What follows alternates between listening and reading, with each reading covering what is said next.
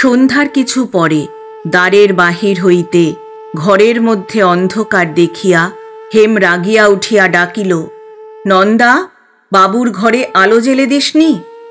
গুণী ভিতর হইতে কহিল, আমি মানা করেছিলাম। নন্দা ছুটিয়া আসিলে হেম তাহাকে একটা সেজ জ্বালিয়া আনিতে বলিয়া অন্ধকার ঘরের মধ্যে ঠাহর করিয়া গুণীর পায়ের কাছে খাটের উপর গিয়া বসিল। নন্দা ঘরে আলো জ্বালিয়া দিয়া গেলে হেম গুণীর পায়ের উপর হাত রাখিতেই সে পা সরাইয়া লইল।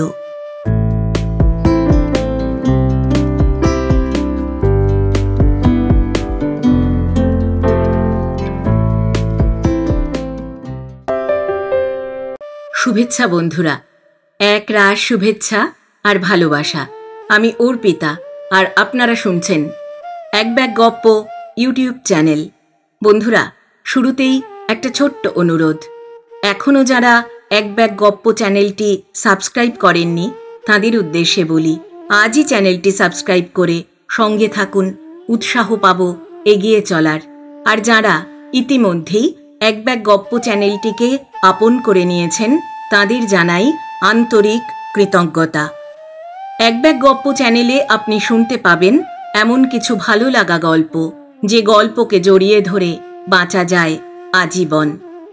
আজ পড়ব শ্রদ্ধেয় কথা সাহিত্যিক শরৎচন্দ্র চট্টোপাধ্যায়ের একটি বিখ্যাত রচনা পথনির্দেশ। গল্প পাঠ করছি আমি অর্পিতা। শব্দ নির্মাণ করেছেন সাহিত্য সমাহার চ্যানেলের আকাশ। প্রচ্ছদ এঁকেছেন কভারম্যান অভিব্রত। উপস্থাপনায় এক ব্যাগ গপ্প ইউটিউব চ্যানেল। শুরু করছি শ্রদ্ধেয় লেখক শরৎচন্দ্র চট্টোপাধ্যায় রচিত পথনির্দেশ। মাঝারি গৃহস্থ ঘরে বাড়ির কর্তা যখন যক্ষারোগে মারা যান, তখন তিনি পরিবারটিকেও আধমরা করিয়া যান। সুলোচনার স্বামী পতিতপাবন ঠিক তাহাই করিয়া গেলেন। বর্ষাধিক কাল রোগে ভুগিয়া একদিন বর্ষার দুর্দিনে গভীর রাত্রে তিনি দেহত্যাগ করিলেন। সুলোচনা কাল স্বামীর শেষ প্রায়শ্চিত্ত করাইয়া দিয়া পার্শ্বে আসিয়া বসিয়াছিলেন। আর ওঠেন নাই। স্বামী নিঃশব্দে প্রাণত্যাগ করিলেন। সুলোচনা তেমনি নিঃশব্দে বসিয়া রহিলেন। চিৎকার করিয়া পাড়া মাথায় করিলেন না। 13 বর্ষীয়া অনূঢ়া কন্যা হেমনলিনী কিছুক্ষণ পূর্বে অদূরে মাদুরের উপর ঘুমাইয়া পড়িয়াছিল। তাহাকেও জাগাইলেন না। সে ঘুমাইতে লাগিল। পিতার মৃত্যুর কথা জানিতেও পারিল না। বাড়িতে একটি ভৃত্য নাই, দাসী নাই, দূর সম্পর্কীয় কোনো আত্মীয় পর্যন্ত নাই। পাড়ার লোকেও ক্রমশ ক্লান্ত হইয়া পড়িয়াছিল। বিশেষত অপরাহ্ন হইতেই বৃষ্টি চাপিয়া আসিয়াছিল বলিয়া দয়া করিয়া আজ আর কেহ রাত্রি জাগিবার নাম করিয়া ঘুমাইতে আসে নাই। বাহিরে অবিশ্রান্ত বৃষ্টি পড়িতে লাগিল। ভিতরে মৃত স্বামীকে চোখের সামনে লইয়া সুলোচনা কাঠ হইয়া বসিয়া রহিলেন। পরদিন সংবাদ পাইয়া সকলেই আসিলেন। পুরুষেরা মরা বাহির করিয়া শ্মশানে লইয়া গেল। স্ত্রীলোকেরা গোবর জল ছড়া দিয়া কাঁদিতে বসিয়া গেলেন। সুলোচনার থাকিবার মধ্যে শুধু একখানি ছোট আম কাঁঠালের বাগান অবশিষ্ট ছিল। পাড়ার লোকের সাহায্যে সেইটি 100 টাকায় বিক্রয় করিয়া যথাসময়ে স্বামীর শেষ কাজ সমাধা করিয়া চুপ করিয়া ঘরে বসিলেন। মেয়ে জিজ্ঞাসা করিল, কি হবে মা এবার? মা জবাব দিলেন, ভয় কি মা, ভগবান আছেন। শ্রাদ্ধ শেষে যাহা বাঁচিয়াছিল তাহাতে 1 মাস কোনো মতে কাটিয়া গেল। তারপর একদিন আকাশ মেঘমুক্ত দেখিয়া প্রভাত না হইতেই তিনি ঘরে দৌড়ে চাবি দিয়া মেয়ের হাত ধরিয়া পথে আসিয়া দাঁড়াইলেন। মেয়ে প্রশ্ন করিল, কোথায় যাবে মা? মা বলিলেন, কলকাতায়, তোর দাদার বাড়িতে। মেয়ে বলিল, আমার আবার দাদা কে? কোনো দিন তো তার কথা বলনি। মা একটু চুপ করিয়া বলিলেন, এতদিন আমার মনে পড়েনি মা। হেম অতিশয় বুদ্ধিমতী। সে থমকিয়া দাঁড়াইয়া বলিল, কাজ নেই মা, কারো বাড়ি গিয়ে। দেশে থেকে দুঃখ করলে আমাদের দুটো পেটের ভাত জুটবে। আমি ঘর ছেড়ে কোথাও যাব না। সুলোচনা উদ্বিগ্ন কণ্ঠে বলিয়া উঠিলেন, দাঁড়াস নে হেম, সকাল হয়ে যাবে। চলিতে চলিতে বলিলেন, তিনি তোকে অনেক লেখাপড়া শিখিয়েছেন, সে সমস্ত জলে ফেলিস নে। তুই আমাকে কি বলবি হেম? আমি জানি ঘরে বসে মায়ে ঝিয়ে দুঃখ করলে পেটের ভাতটা জুটবে, কিন্তু তোর বিয়ে দেব কি করে বল দেখি মা। হেম বলিল, বিয়ে নাই বা দিলে? সুলোচনা বলিলেন, জাত যাবে যে রে। হেম বলিল, গেলই বা মা, আমরা দুটি মায়ে ঝিয়ে থাকব, দুঃখ করে খাব। আমাদের জাত থাকলেই বা কি, আর গেলেই বা কি? পৃথিবীতে আরো অনেক জাত আছে, মেয়ের বিয়ে না দিলে তাদের জাত যায় না। আমরা না হয় তাদের মতো হয়ে থাকব। মেয়ের কথা শুনিয়া সুলোচনা এত দুঃখের মাঝেও একটুখানি হাসিলেন, বলিলেন, তা হলেও গা ছাড়তে হবে। জাত গেলে কেউ উঠান ঝাড় দিতেও ডাকবে না রে। হেম আর জবাব দিল না। বিস্তর অপ্রীতিকর স্মৃতি ইহার পশ্চাতে উদ্যত হইয়াছিল। সেইগুলা দমন করিয়া সে চুপ করিয়া পথ চলিতে লাগিল। যে পথটা গঙ্গার পাশ দিয়া গ্রামের ভিতর দিয়া ঘুরিয়া ঘুরিয়া শ্রীরামপুর স্টেশনে আসিয়া পৌঁছিয়াছিল, তাহারা সেই পথ ধরিয়া প্রায় ক্রোশখানেক আসিয়া পথিপার্শ্বে সিদ্ধেশ্বরীর ঘরের সম্মুখে আসিয়া দাঁড়াইলেন। গলায় আঁচল দিয়া প্রণাম করিয়া হেম বলিল, মা, সকাল হয়ে গেছে, আমার পথ চলতে লজ্জা হচ্ছে। সুলোচনার নিজেরও লজ্জা করিতেছিল। নিচে এক বৃদ্ধা প্রাতঃস্নানে আসিতেছিলেন। তাহাকে জিজ্ঞাসা করিলেন, মা, শ্রীরামপুর স্টেশনের এই পথ না? বৃদ্ধা ক্ষণকাল তাহার মুখের পানে চাহিয়া প্রশ্ন করিলেন, তোমরা কোথা থেকে আসছো মা? সুলোচনা সে কথার জবাব না দিয়া বলিলেন, স্টেশনে যাবার আর কোনো পথ নেই মা। দেবালয়ের বিপরীত দিকে একটি ছোট গলি বরাবর রেলওয়ে লাইনের উপর আসিয়া পড়িয়াছিল। বৃদ্ধা সেই পথটি দেখাইয়া দিয়া বলিলেন, এই গলিটা বামুনদের বাড়ির পাশ দিয়ে বরাবর রেলের রাস্তায় গিয়ে মিশেছে। এই পথ দিয়ে যাও। রেলের রাস্তা ধরে সোজা বাঁ দিকে গেলে শ্রীরামপুর স্টেশনে পৌঁছবে। যাও মা, ভয় নেই, কেউ কিছু বলবে না। সুলোচনা কোনরূপ দ্বিধা না করিয়া মেয়ের হাত ধরিয়া গলির মধ্যে ঢুকিয়া পড়িলেন। আমহা স্ট্রিটের উপর গুণেন্দ্রের প্রকাণ্ড বাড়ি প্রায় খালি পড়িয়াছিল। তেতলার একটা ঘরে সে শয়ন করিত, আর একটায় সে লেখাপড়া করিত। বাকি ঘরগুলা এবং সমস্ত দ্বিতলটা শূন্য পড়িয়াছিল। নিচের তলায় এক পাচক, দুই ভৃত্য, এক দারোয়ান এক একটা ঘর দখল করিয়া থাকিত। তদ্ভিন্ন সমস্ত ঘরই তালাবন্ধ। গুণেন্দ্রর পিতা লোহার ব্যবসা করিয়া মৃত্যুকালে এত টাকা রাখিয়া গিয়াছিলেন যে তাহার এক সন্তান না থাকিয়া 10 সন্তান থাকিলেও কাহারও উপার্জন করিবার প্রয়োজন হইত না। সেই টাকা এবং পিতার লোহার কারবার বিক্রয় করিয়া ফেলিয়া সমস্ত টাকা গুণেন্দ্র ব্যাংকে জমা দিয়া নিশ্চিন্ত হইয়া আদালতে ওকালতি করিতে বাহির হইয়াছিল। বেলা 10টা বাজে। তখনও সে কি একখানি বই পড়িতেছিল। ভৃত্য আসিয়া বলিল, বাবু, আপনার চানের সময় হয়েছে। যাচ্ছি বলিয়া গুণেন্দ্র পড়িতেই লাগিল। ভৃত্যটা খানিক পরেই ফিরিয়া আসিয়া বলিল, দুটি মেয়ে মানুষ আপনার সঙ্গে দেখা করতে চান বাবু। গুণেন্দ্র বিস্মিত হইয়া বই হইতে মুখ তুলিয়া জিজ্ঞাসা করিল, আমার সঙ্গে? হ্যাঁ বাবু, আপনার সঙ্গে। আপনার। তাহার কথা শেষ না হইতেই সুলোচনা ঘরে প্রবেশ করিলেন। গুণেন্দ্র বই বন্ধ করিয়া উঠিয়া দাঁড়াইল। সুলোচনা চাকরটার দিকে চাহিয়া বলিলেন, তুই নিজের কাজে যা। ভৃত্য চলিয়া গেলে বলিলেন, গুণী, তোমার বাবা কোথায় বাবা? গুণেন্দ্র অবাক হইয়া চাহিয়া রহিল, জবাব দিতে পারিল না। সুলোচনা ঈষৎ হাসিয়া বলিলেন, আমার মুখের দিকে চেয়ে চিনতে পারবে না বাবা। প্রায় 12 বছর আগে তোমাদেরই ওই পাশের বাড়িতে আমরা ছিলাম। সেই বছরে তোমার পৈতে হয়, আমরাও বাড়ি চলে যাই। তোমার বাবা কি দোকানে গেছেন? গুণেন্দ্র বলিল, না, বছর 3 হলো তিনি মারা গেছেন। মারা গেছেন? তোমার পিসিমা?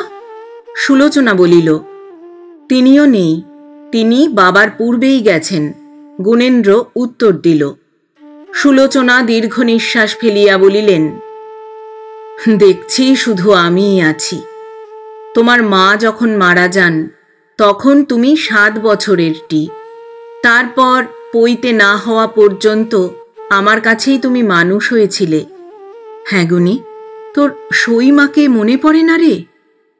গুণেন্দ্র তৎক্ষণাৎ মাটিতে মাথা ঠেকাইয়া প্রণাম করিয়া পায়ের ধুলি মাথায় তুলিয়া লইয়া উঠিয়া দাঁড়াইয়া বলিয়া উঠিল, হ্যাঁ মা, তুমি?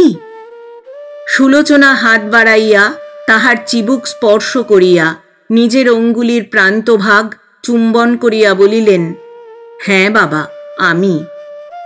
গুণেন্দ্র একখানা চৌকি কাছে টানিয়া আনিয়া বলিল, বসো মা।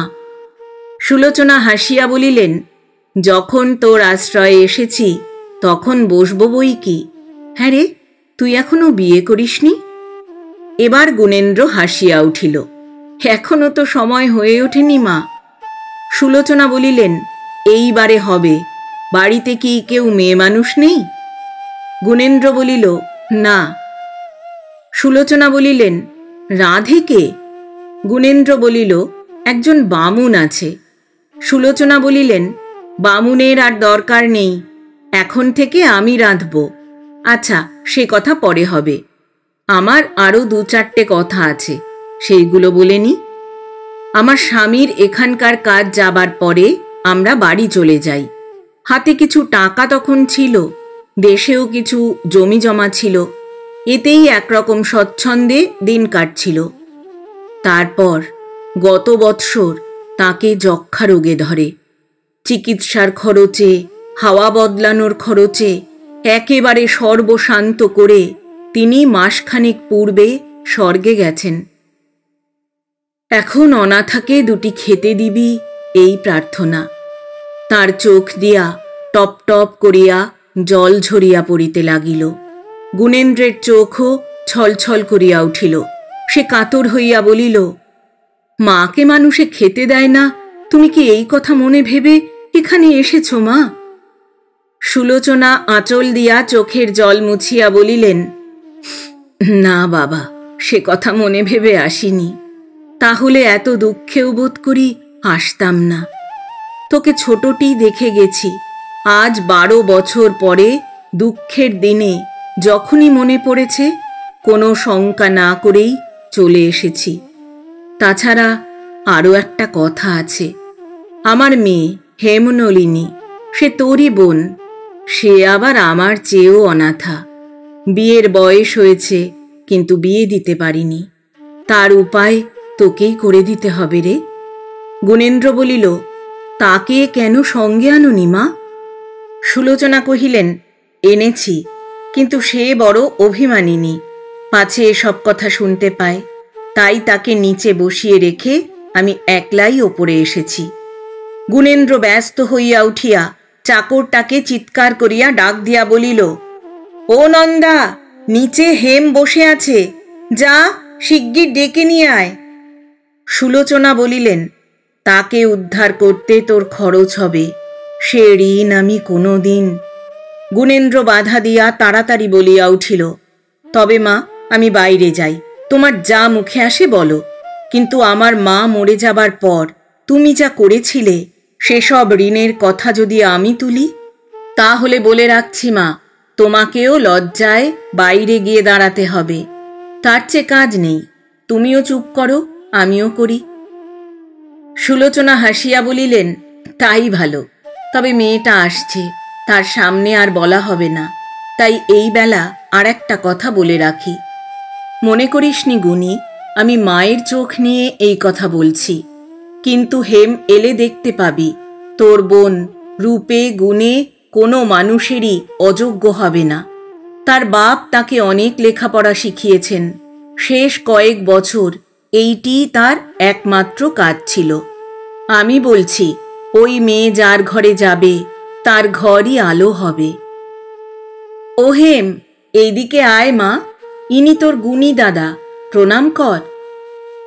হেম ঘরে ঢুকিয়া গুণেন্দ্রকে ভূমিষ্ঠ হইয়া প্রণাম করিয়া নত মুখে দাঁড়াইল।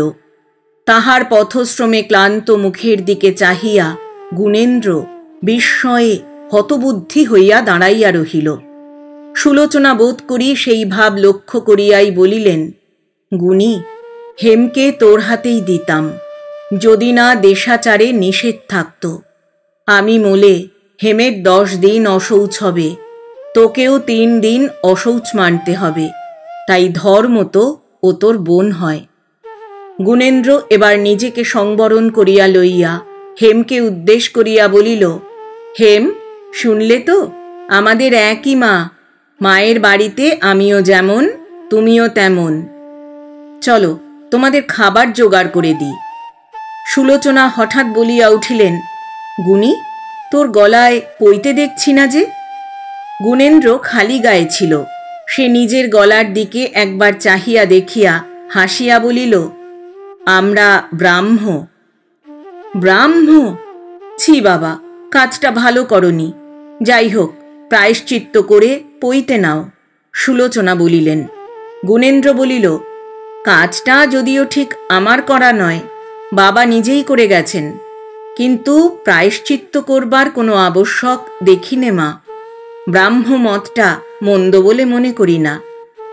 সুলোচনা মনে মনে শক্ত আঘাত পাইয়া বসিয়া পড়িলেন। খানিক পরে নিঃশ্বাস ফেলিয়া বলিলেন, জানি না কেন মানুষের এইসব দুর্বুদ্ধি হয়।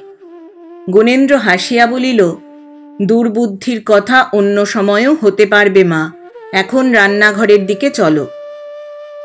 পথিক যেমন গাছতলায় রাঁধিয়া খাইয়া হাঁড়িটা ফেলিয়া দিয়া চলিয়া যায়, এবং তখন যেমন চাহিয়া দেখে না হাঁড়িটা ভাঙিল কি বাঁচিল, সংসারে 90% জন লোক ঠিক এমনি করিয়াই সরস্বতীর কাছ হইতে কাজ আদায় করিয়া মা লক্ষ্মীর রাজপথের ধারে নির্মমভাবে তাহাকে ছুঁড়িয়া ফেলিয়া দেয়।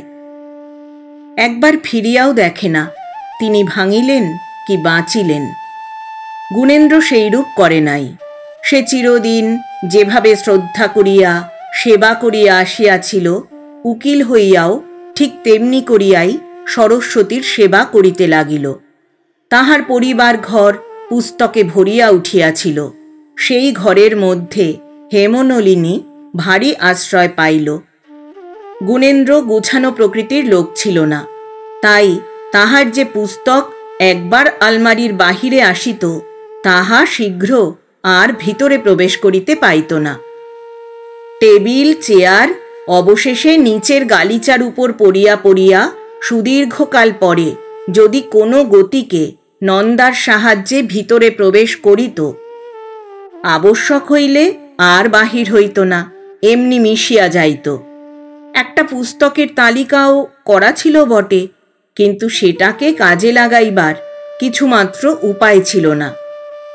হেম এই বিশৃঙ্খলা 2-4 দিনের মধ্যেই ঠিক করিয়া ফেলিল। একদিন একটা আলমারি খালি করিয়া সমস্ত বই নিচে নামাইয়াছে। এমন সময় গুণেন্দ্র ঘরে ঢুকিল। তাহাকে দেখিয়া হেম বলিল, গুণী দাদা, এই বইগুলো ওই আলমারিতে, আর ওই বইগুলো এই আলমারিতে রাখলে ভারী সুবিধে হয়। গুণেন্দ্র চাহিয়া দেখিয়া বলিল, কি সুবিধে হয়? হেম বলিল, বাহ, সুবিধে হবে না? দেখছ না এই বইগুলো এইটাতে রাখলে কেমন? গুণেন্দ্র গম্ভীর হইয়া বলিল, দেখতে পাচ্ছি বটে, খুব সুবিধে হবে। হেম একটা চৌকির উপর বসিয়া পড়িয়া বলিল, যাও, করব না, তোমার ভালো করতে নেই। গুণেন্দ্র একখানা বই তুলিয়া হাসিয়া বাহিরে চলিয়া গেল। এই ঘরটিতে হেমনলিনী দিবা রাত্র থাকিত বলিয়া গুণেন্দ্র আজকাল তাহার শোবার ঘরে বসিয়াই পড়াশোনা করিত। একদিন রবিবারের দুপুর বেলা হেম বাহির হইতে ডাকিয়া বলিল, গুণিদা, আসব? গুণিদা ভিতর হইতে বলিল, এসো। হেম ঘরে ঢুকিয়াই বলিল, তুমি সব সময় এই শোবার ঘরে বসেই বই পড়ো কেন? গুণেন্দ্র বলিল, দোষ কি, এই ঘরে কি বিদ্যে কম হয়? হেম বলিল, তোমার পড়বার ঘরেই কি এতদিন কম হয়েছিল? গুণেন্দ্র বলিল, কম হয়নি বটে, কিন্তু কাঁচা হয়েছিল, এই ঘরে সেগুলো পাকছে। হেম প্রথমে হাসিয়া উঠিল, কিন্তু কথাটা বুঝিতে না পারিয়া গম্ভীর হইয়া বলিল, তোমার কেবল তামাশা, একটা কথাও কি তুমি সোজা করে বলতে জানো না? গুণী নিঃশব্দে হাসিতে লাগিল, জবাব দিল না। হেম বলিল, আমি কিন্তু জানি, ওই ঘরে আমি থাকি বলেই তুমি যাও না। আমাকে তুমি লজ্জা করো? আমি কিন্তু তোমাকে একটুকুও লজ্জা করি নে। গুণী জিজ্ঞাসা করিল, কেন করো না? করা তো উচিত।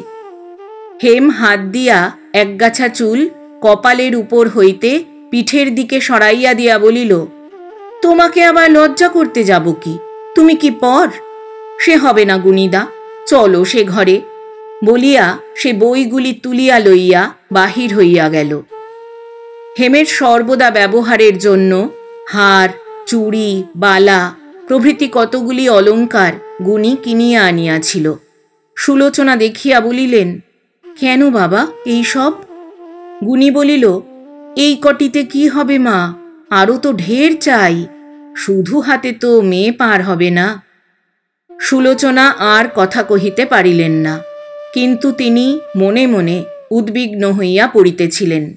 এই দুটিতে কেমন করিয়া যে এত সত্বর, এত আপনার হইয়া গেল, এই কথা তিনি যখন তখন ভাবিতে লাগিলেন। একদিন তিনি গুণীকে ডাকিয়া বলিলেন, এই সামনের অঘ্রাণ যেন বয়ে না যায় বাবা, যেমন করে হোক ওর বিয়ে দিতেই হবে, মেয়ে বড় হয়ে উঠছে। গুণী বলিল, সেজন্য তুমি নিশ্চিন্ত থাকো মা, কিন্তু হাত পা বেঁধে জলে ফেলেও তো দিতে পারবো না, একটা সুপাত্র তো চাই। সুলোচনা দীর্ঘ নিঃশ্বাস ফেলিয়া বলিলেন, সুপাত্র অপাত্র ওর অদৃষ্ট গুণী, আমাদের কাজ আমরা করব, তারপরে ভগবানের হাত। সে ঠিক কথা মা, বলিয়া গুণী চলিয়া গেল। তাহার মুখের উপর দিয়া একটা কালো ছায়া ভাসিয়া গেল। সুলোচনা তাহা লক্ষ্য করিয়া আর একটা দীর্ঘ নিঃশ্বাস ফেলিয়া নিজের কাজে চলিয়া গেলেন। মনে মনে বলিলেন, না, ভালো হচ্ছে না, যত শীঘ্র পারা যায় পাত্রস্থ করা চাই। কয়েকদিন পরে হেম হঠাৎ ঘরে ঢুকিয়াই বলিল, এখনো শুয়ে আছো, কাপড় পরনি, শিগগিরই ওঠো। গুণী বিছানার উপর শুইয়া চুপ করিয়া চাহিয়া রহিল। হেম আলমারির কাছে গিয়া হট করিয়া আলমারি খুলিয়া এক মুঠা নোট ও টাকা লইয়া আঁচলে বাঁধিল। চাবি বন্ধ করিয়া কাছে আসিয়া বলিল, তোমার পায়ে পড়ি গুণিদা, আর দেরি করো না, ওঠো, দোকান বন্ধ হয়ে যাবে। গুণী তাহার সাজগোজ দেখিয়া কতকটা অনুমান করিয়াছিল। জিজ্ঞাসা করিল, কোথায় যেতে হবে? হেম ব্যস্ত হইয়া বলিল, বেশ, গাড়ি তৈরি করতে বলে দিয়েছি 1 ঘন্টা আগে, এখন তুমি বলছো কোথায় যেতে হবে? গুণী বলিল, কোচম্যান না হয় জানতে পারে কোথায় যেতে হবে, আমি তো কোচম্যান নই। কোন দোকান আমি জানব কি করে? হেম হাসিয়া উঠিল, বলিল, তুমি কোচম্যান কেন হবে গুণীদা, চলো, দোকান বন্ধ হয়ে যাবে। গুণী বলিল, কোন দোকান? হেম বলিল, বইয়ের দোকান গো, তোমাকে মানদা বলে যায়নি? আমি তাকে দিয়ে বলে পাঠিয়েছিলাম যে অনেক ভালো ভালো নূতন নূতন বাংলা বই বেরিয়েছে, আমি একটা লিস্ট করেছি। তাহার হাতে একটা কাগজের টুকরো দেখিয়া গুণী হাত বাড়াইয়া বলিল, কই লিস্ট দেখি। হেম বলিল, না, তাহলে তুমি কিনতে দেবে না। গুণী বলিল, তাহলে চুরি করে কিনলেও পড়তে দেব না। হেম ক্ষণকাল চুপ করিয়া থাকিয়া বলিল, আচ্ছা চলো, গাড়িতে দেখাবো। সন্ধ্যার সময় তাহারা এক গাড়ি বই কিনিয়া ফিরিয়া আসিল। সুলোচনা দেখিয়া বলিলেন, ইস, এত বই, কি হবে রে? গুণী বলিল, কি জানি মা, ওসব হেমের বই, কেবল কতগুলা বাজে বই কিনে টাকা নষ্ট করে এলো। সুলোচনা বলিলেন, তুই দিলি কেন? গুণী বলিল, আমি কেন দেব? চাবি ওর হাতে, ও নিজে টাকা নিলে, গাড়ি তৈরি করতে বলে দিলে, তারপর নিজে গিয়ে কিনে আনলে, আমি তো শুধু সঙ্গে ছিলাম। হেম পুস্তকের রাশি নন্দাকে দিয়া, মানদাকে দিয়া এবং কতক নিজে বহিয়া লইয়া তেতলার ঘরে চলিয়া গেল। সুলোচনা বলিলেন, গুণী, অত প্রশ্রয় দিস নে বাবা, কোথায় কার হাতে পড়বে, তখন দুঃখে মারা যাবে। গুণী উপরে পরিবার ঘরে গিয়া দেখিল হেম গ্যাসের আলোর নিচে বসিয়া নূতন পুস্তকের পিছনে আঠা দিয়া নম্বর আঁটিতেছে এবং বলিল, মা বলেছেন তোমাকে আর প্রশ্রয় দেওয়া হবে না, কোথায় কার হাতে পড়ে দুঃখে কষ্টে মারা যাবে। হেম মুখ ফিরাইয়া ক্রুদ্ধ হইয়া বলিল, কেন মারা যাব? আমাকে গরিব দুঃখীর ঘরে দিলে আমি তার পরের দিনই পালিয়ে আসব। গুণী হাসিয়া বলিল, তবে সেই ভালো। হেম আর জবাব দিল না, কাজ করিতে লাগিল। গুণেন্দ্র কিছুক্ষণ নিঃশব্দে তাহার দিকে চাহিয়া থাকিয়া অতি ক্ষুদ্র একটি নিঃশ্বাস দমন করিয়া লইয়া নিজের ঘরে চলিয়া গেল। দুর্গাপূজা শেষ হইয়া গেল। বিজয়ার দিনে গাড়ি করিয়া ঠাকুর ভাসান দেখিয়া ফিরিয়া মাকে প্রণাম করিয়া হেম উপরে উঠিয়া গেল। তেতলার খোলা ছাদের উপর জ্যোৎস্নার আলোকে গুণেন্দ্র একাকী পায়চারি করিতেছিল। হেম সম্মুখে আসিয়া তাহার পায়ের উপর মাথা রাখিয়া প্রণাম করিয়া ধুলা মাথায় লইয়া উঠিয়া দাঁড়াইল। গুণেন্দ্র নিঃশব্দে তাহার মুখের পানে চাহিয়া আছে দেখিয়া একটুখানি যেন লজ্জা করিয়া উঠিল, কিন্তু তখনই বলিল, আমাকে আশীর্বাদ করলে না গুণীদা? গুণেন্দ্রর চমক ভাঙিয়া গেল, তাড়াতাড়ি বলিয়া উঠিল, করেছি বই কি। হেম বলিল, কই করলে? গুণেন্দ্র বলিল, মনে মনে করেছি। হেম হাসি চাপিয়া বলিল, কি আশীর্বাদ করলে আমাকে বলো। গুণেন্দ্র বিপদগ্রস্ত হইয়া অবশেষে গম্ভীর হইয়া বলিল, আশীর্বাদ করে বলতে নেই, তাহলে ফলে না। হেম বলিল, আচ্ছা সে হবে, তুমি মাকে প্রণাম করেছ?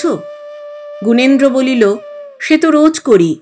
হেম ব্যস্ত হইয়া বলিল, না না, সে হবে না, আজ বিজয়া, আজ বিশেষ করে প্রণাম করতে হয়, শিগগির যাও, না হলে তিনি দুঃখ করবেন। গুণেন্দ্র নিচে নামিয়া গেল।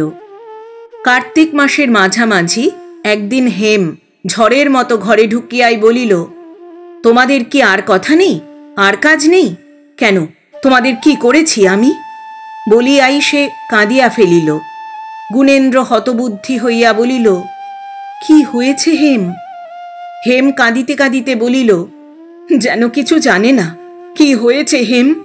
মা বলছিলেন শান্তিপুরে না কোথায় সমস্ত ঠিক হয়ে গেছে। আমি যদি বিয়ে না করি, তোমরা কি জোর করে আমার হাত পা বেঁধে বিয়ে দিতে পারো? গুণেন্দ্র এবার বুঝিতে পারিয়া হাসিয়া বলিল, ও এই কথা, বড় হয়েছ, তোমার বিয়ে দিতে হবে না? হেম বলিল, না। গুণেন্দ্র বলিল, না কি, বিয়ে না দিলে জাত যাবে যে। হেম বলিল, বিয়ে না দিলে তোমাদের জাত যায় কি? গুণেন্দ্র কহিল, আমাদের যায় না, আমরা ব্রাহ্ম, কিন্তু তোমাদের যখন সময়ে বিয়ে না দিলে জাত যায়, তখন দিতেই হবে। হেম চোখ মুছিয়া বলিল, তোমরাই ঠিক, তোমরাই মানুষ, তাই মানুষকে এমন ধরে বেঁধে বধ করো না। আমি কিছুতেই এই বাড়ি ছেড়ে যাব না, তা তোমরা কেন যত মতলবই করো না? গুণেন্দ্র তাহাকে শান্ত করিবার অভিপ্রায়ে স্নিগ্ধ কণ্ঠে কহিল, সেও খুব বড় বাড়ি, তিনি দেখতে শুনতে ভালো, বিদ্বান, বুদ্ধিমান, বড় লোক, সেখানে তোমার কোনো কষ্ট হবে না। হেম কিছুমাত্র শান্ত না হইয়া সবেগে মুখের উপর হইতে চুল সরাইয়া দিয়া কহিল, সে হবে না, কিচ্ছুতেই হবে না। তোমাকে আমি বলেছি, আমি তোমাদের ভার বোঝা হয়ে থাকি, আমাকে খেতে দিতে হবে না। আমি উপোস করে আমার পড়বার ঘরে পড়ে থাকবো, আমি কিচ্ছু চাইব না। গুণেন্দ্র হাসিবার চেষ্টা করিয়া বলিল, সেখানেও তোমার পড়বার ঘর পাবে, না পাও তোমার এই ঘর আমি সেখানে তুলে দিয়ে আসব। হেম সে কথায় কর্ণপাত না করিয়া কাঁদিয়া বলিল, তোমাকে কিচ্ছু করতে হবে না গুণীদা, কিচ্ছু না। এই অঘ্রাণ মাসে, এই 1 মাস পরে তোমার দুটি পায়ে পড়ি গুণীদা, তুমি সম্বন্ধ ভেঙে দাও। তাহার কান্না দেখিয়া গুণেন্দ্রের নিজের চোখও ভিজিয়া উঠিয়াছিল। সে কোনো মতে আত্মসংবরণ করিয়া লইয়া বলিল, সে কি হয় ভাই, সে হয় না, কথাবার্তা সব পাকা হয়ে গেছে যে। ছাই কথাবার্তা, ছাই পাকা কথা। তুমি সম্বন্ধ করেছ, তুমি ইচ্ছে করলেই ভেঙে দিতে পারো। আমি হাত জোর করে বলছি গুণীদা, আমার এই কথাটি রাখো। সুলোচনা সন্দিগ্ধ চিত্তে পিছনে পিছনে উপরে উঠিয়া আসিয়াছিলেন। ঘরে ঢুকিয়া ক্রুদ্ধভাবে বলিলেন, এই সমস্ত তোর কি হচ্ছে হেম? এসব কি পাগলের মতো বকছিস? সম্বন্ধ কি কখনো ভাঙা যায়, না পাকা কথার নড়চড় করা যায়? আর ভাঙবই বা কেন? তোর ভাগ্যি ভালো যে এমন ভাই পেয়েছিস, এমন সম্বন্ধ জুটেছে। তুই বলিস কি না ভেঙে দিতে? বাঙালির মেয়ে খ্রিস্টানির মতো আইবুড়ো থুবড়ো হয়ে থাকবি? যা, নিচে যা। হেম চলিয়া গেল। সুলোচনা গুণেন্দ্রের দিকে চাহিয়া বলিলেন, এইসব দিন রাত বই পড়ার ফল। 24 ঘন্টা নভেল নাটক নিয়ে থাকলে এই সমস্ত দুর্মতি হয়। অঘ্রাণ মাসে যেমন করে হোক ওকে বিদেয় করতেই হবে। গুণেন্দ্র চুপ করিয়া বসিয়া রহিল। সুলোচনা আরও কিছুক্ষণ দাঁড়াইয়া থাকিয়া ধীরে ধীরে নামিয়া গেলেন। 1-2 পরে আদালত হইতে ফিরিয়া কি একটা বইয়ের জন্য গুণেন্দ্র পরিবার ঘরে ঢুকিতে যাইতেছিল, ভিতর হইতে হেম বলিয়া উঠিল, এসো না গুণীদা, আমি খাচ্ছি। গুণী থমকিয়া দাঁড়াইয়া বলিল, খেলেই বা, আমি ঘরে ঢুকলেই কি খাওয়া নষ্ট হবে? হেম কহিল, সমস্ত ঘরময় কার্পেট পাতা রয়েছে যে। গুণী বলিল, তোমার দাসী ঢুকলে জাত যায় না, আমি কি তার চেয়ে ছোট? হেম অপ্রতিভ হইয়া হাসিয়া বলিল, আচ্ছা এসো, আমার খাওয়া হয়েছে, বলিয়া খাবারের থালাটা ঠেলিয়া টেবিলের ওধারে সরাইয়া দিল। না না, তুমি খাও, তুমি খাও, আমি কাপড় ছেড়ে আসছি, বলিয়া গুণী তাড়াতাড়ি চলিয়া গেল। তাহার বুকের ভিতরটা যেন জ্বালা করিতে লাগিল। পরদিন বেলা 10টার সময় গুণী ভাত খাইয়া উঠিবা মাত্রই হেম কোথা হইতে ছুটিয়া আসিয়া সেই পাতা আসনে বসিয়া পড়িয়া বলিল, বামুন ঠাকুর, আমাকে এই পাতে ভাত দাও। বামুন ঠাকুর আশ্চর্য হইয়া বলিল, ওতে যে বাবু খেয়ে গেলেন। হেম বলিল, হ্যাঁ হ্যাঁ জানি, তুমি দাও না। পাশের ঘর হইতে শুনিতে পাইয়া সুলোচনা নিকটে আসিয়া বলিলেন, ও কি করছিস হেম? ও যে গুণীর এঁটো পাত, যা কাপড় ছেড়ে গঙ্গা জল স্পর্শ করে আয়। হেম উচ্ছিষ্টা বসে সইতে 1 গ্রাস মুখে পুরিয়া দিয়া বলিল, ঠাকুর, ভাত দাও। গুণীদার এঁটো পাতে বসে খাবার যোগ্যতা সংসারে কজনের ভাগ্যে আছে? এ পাতে খেতে পাওয়া ভাগ্য। সুলোচনা অবাক হইয়া চাহিয়া রহিলেন। বামুন ঠাকুর আরও ভাত তরকারি আনিয়া থালার উপর দিয়া গেল। গুণী বারান্দার ওধারে বসিয়া মুখ ধুইতেছিল, সমস্ত শুনিতে পাইল। সন্ধ্যার পর সে হেমকে বলিল, আজ হেমের যে জাত গেল। হেম নূতন বই লইয়া মগ্ন হইয়া পড়িতেছিল। মুখ না তুলিয়াই বলিল, তোমাকে কে বললে? যেই বলুক, জাত গেছে তো, গুণী বলিল। হেম মুখ তুলিয়া বলিল, না, তোমার পাতে বসে খেলে কারুর জাত যায় না, যারা জাত তৈরি করেছে তাদেরও না। গুণী অদূরে আর একটা চেয়ারের উপর বসিয়া পড়িয়া বলিল, তা হোক, কিন্তু কাজটা ভালো হয়নি। যার যা জাত তাই তার মেনে চলা উচিত। তাছাড়া মাকে দুঃখ দেওয়া হয় যে। হেম ক্ষণকাল চুপ করিয়া থাকিয়া হঠাৎ যেন রাগ করিয়া বলিল, এ যেন তোমার বাড়ি নয়, তোমার জায়গা নয়। তুমি যেন সকলের নিচে, সকলের ছোট। এ যদি বা তোমার সহ্য হয়, আমার হয় না। তোমার পাতে বসে খেলে মা দুঃখ পান, না খেলে মার চেয়ে যিনি বড় তাকে দুঃখ দেওয়া হয়। আচ্ছা, তুমি এখন যাও, আমি বকতে পারি নে, পড়ি। বলিয়া সে খোলা বইয়ের পাতার উপর তৎক্ষণাৎ ঝুঁকিয়া পড়িল। গুণেন্দ্র খানিকক্ষণ স্থির হইয়া বসিয়া থাকিয়া নিঃশব্দে উঠিয়া গেল। তাহার দুই চোখের উপর হইতে একটা কালো পর্দা আজ যেন অকস্মাৎ কোথায় অন্তর্ধান হইয়া গেল। অগ্রহায়ণ মাসের শেষে নবদ্বীপে এক বড় লোকের ঘরে হেমের বিবাহ হইয়া গেল। সে দূর হইতে গুণীদাকে প্রণাম করিয়া স্বামীর ঘর করিতে চলিয়া গেল। সেখানে শ্বশুর, শ্বশ্রু, জা, ননদ কেহই ছিল না। স্বামীর বৃদ্ধা পিতামহী এবং স্বামীর অবিবাহিত ছোট ভাই, সে কলিকাতায় কলেজে পড়ে। কিশোরীবাবুর বয়স ৩৬-এর কাছাকাছি। তিনি বিপত্নিক হইয়া অবধি একটি ডাগর মেয়ে খুঁজিতেছিলেন। তাই হেমকে না দেখিয়াই তাহার পছন্দ হইয়া গেল। বিবাহের পর তিনি সুলোচনাকেও এই বাড়িতে আনিবার জন্য পীড়াপিড়ি করিতে লাগিলেন। সুলোচনা সম্মত হইয়া মেয়ের কাছে পত্র লিখিলেন। তিনি নবদ্বীপে থাকিয়া পুণ্য সঞ্চয় করেন, এই ইচ্ছা। হেম জবাবে লিখিল, তুমি যে বাড়িতে আছো মা, সে বাড়ির হাওয়া লাগলেও সমস্ত নবদ্বীপ উদ্ধার হয়ে যেতে পারে। ওখানে থেকেও যদি তোমার পুণ্য সঞ্চয় না হয়, বৈকুণ্ঠে গেলেও হবে না। ওকে ছেড়ে তুমি যদি আসো, আমি নিজে গিয়ে তার কাছে থাকব।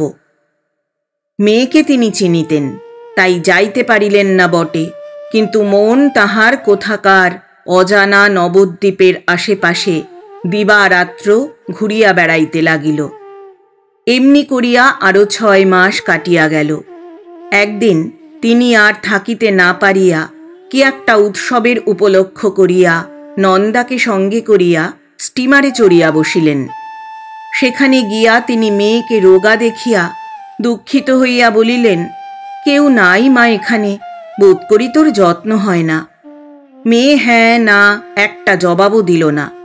উৎসব শেষ হইয়া গেল, তবু তাহার ফিরিবার গা নাই দেখিয়া একদিন হেম বলিল, আর কতদিন জামাইয়ের বাড়ি থাকবে মা? লোকে নিন্দে করবে যে। সুলোচনা রাগিয়া উঠিয়া বলিলেন, তুই আমাকে তাড়াতে পারলেই বাঁচিস?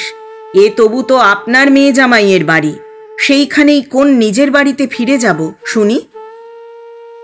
হেম কিছুক্ষণ অবাক হইয়া বসিয়া থাকিয়া বলিল, তোমার দোষ নেই মা, এ আমাদের মেয়ে মানুষের স্বধর্ম। আমরা আপনার পর একদিনেই ভুলে যাই। দিন কাটিতে লাগিল। আবার দুর্গা পূজা ঘুরিয়া আসিল। গুণী বড় ঘটা করিয়া পূজার তত্ত্ব পাঠাইয়াছিল। সুলোচনা হেমকে আড়ালে ডাকিয়া বলিলেন, গুণী আমার ব্রাহ্ম বটে, কিন্তু এসব জানে। মিষ্টান্ন প্রভৃতি পাড়ায় বিতরণ করিয়া কাপড় চোপড় সকলকে দেখাইয়া বলিতে লাগিলেন, আমি ঘরে নেই, তাই ছেলে আমার বোনকে তত্ত্ব পাঠিয়েছে এবং পূজা দেখিয়াই তিনি ঘরে ফিরিবেন, এই কথাও সকলের কাছে প্রচার করিয়া দিলেন। তাহার যাওয়া সম্বন্ধে হেম সেদিন হইতে আর কোনো কথা বলিত না, আজও চুপ করিয়া রহিল। সুলোচনা বুঝিতে পারিয়া মনে মনে বলিলেন, যদি কখনো ভগবান দিন দেন, তখন বুঝবি মা, সন্তানকে ছেড়ে যেতে মায়ের প্রাণ কি করে। কিন্তু পূজা শেষ না হইতেই সুলোচনাকে শক্ত করিয়া ম্যালেরিয়ায় ধরিল। মাসখানেক জ্বর ভোগের পরে একদিন হেম বলিল, আর কেন মা, বিপদে মধুসূদনকে স্মরণ করতে হয়। যদি বাঁচতে চাও গুণীদাকে ডাক দাও। বলিতে বলিতে তাহার দুই চোখ জলে ভরিয়া গেল। তারপর সেই জল ঝরঝর করিয়া ঝরিয়া পড়িতে লাগিল। সে ঊর্ধ্বমুখে স্থির হইয়া বসিয়া রহিল। মা বলিলেন, তাই কর হেম, তাকে চিঠি লিখে দে। হেম বাড়ির সরকারকে দিয়া মাকে লইয়া যাইবার জন্য গুণেন্দ্রকে চিঠি লিখাইয়া দিল। 2 দিন পরে মানদা ও দারোয়ান আসিয়া উপস্থিত হইল। হেম মানদাকে ডাকিয়া জিজ্ঞাসা করিল, গুণীদা এলো না কেন রে? মানদা বলিল, তারও অসুখ, প্রায় 2 হপ্তা হয়ে গেল। সর্দি কাশি, কোনোদিন বা একটু জ্বর, না হলে তিনিই আসতেন। হেম আশা করিয়াছিল গুণী দাদা আসিবে। সুলোচনা চলিয়া গেলেন। গুণী ঔষধপথ্যের ব্যবস্থা করিয়া দাস দাসী সঙ্গে দিয়া তাহাকে বায়ু পরিবর্তনের জন্য পশ্চিমে পাঠাইয়া দিল। যাইবার সময় সুলোচনা বলিলেন, গুণী, তুই আমার সঙ্গে আয় বাবা, তোর দেহটাও ভালো নেই, চল দুজনেই যাই। গুণী স্বীকার করিতে পারিল না। তাহার কলিকাতায় কাজ ছিল, সে রহিয়া গেল। পশ্চিমে গিয়া সুলোচনা সারিতে লাগিলেন। তিনি নবদ্বীপে ও কলিকাতায় চিঠি লিখিয়া সংবাদ জানাইলেন যে শরীর ভালো থাকিলে মাঘের শেষে দেশে ফিরিবেন। গত বৎসর 26শে অগ্রহায়ণে হেমের বিবাহ হইয়াছিল। আজ আবার 26শে অগ্রহায়ণ ফিরিয়া আসিয়াছে। হঠাৎ এই কথাটা স্মরণ করিয়া গুণী ক্ষণকালের জন্য বই হইতে মুখ তুলিয়া শূন্য দৃষ্টিতে জানালার বাহিরে চাহিয়াছিল। এমন সময় পিছনে দ্বারের বাহিরে দাঁড়াইয়া নতুন দারোয়ান ডাকিল, মহারাজ, একটু জরুরি তাঁর আয়া। গুণী মুখ ফিরাইয়া দেখিল দারোয়ান বুদ্ধি করিয়া পিয়নকে সঙ্গে আনিয়াছে।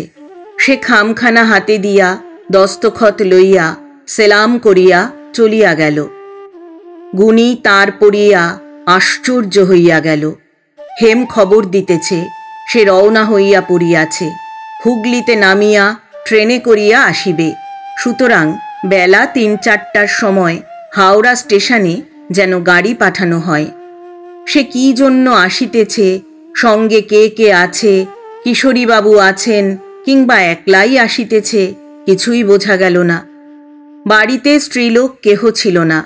মানদা সুলোচনার সহিত পশ্চিমে গিয়াছিল, তাই গুণী কিছুটা বিব্রত হইয়া পড়িল।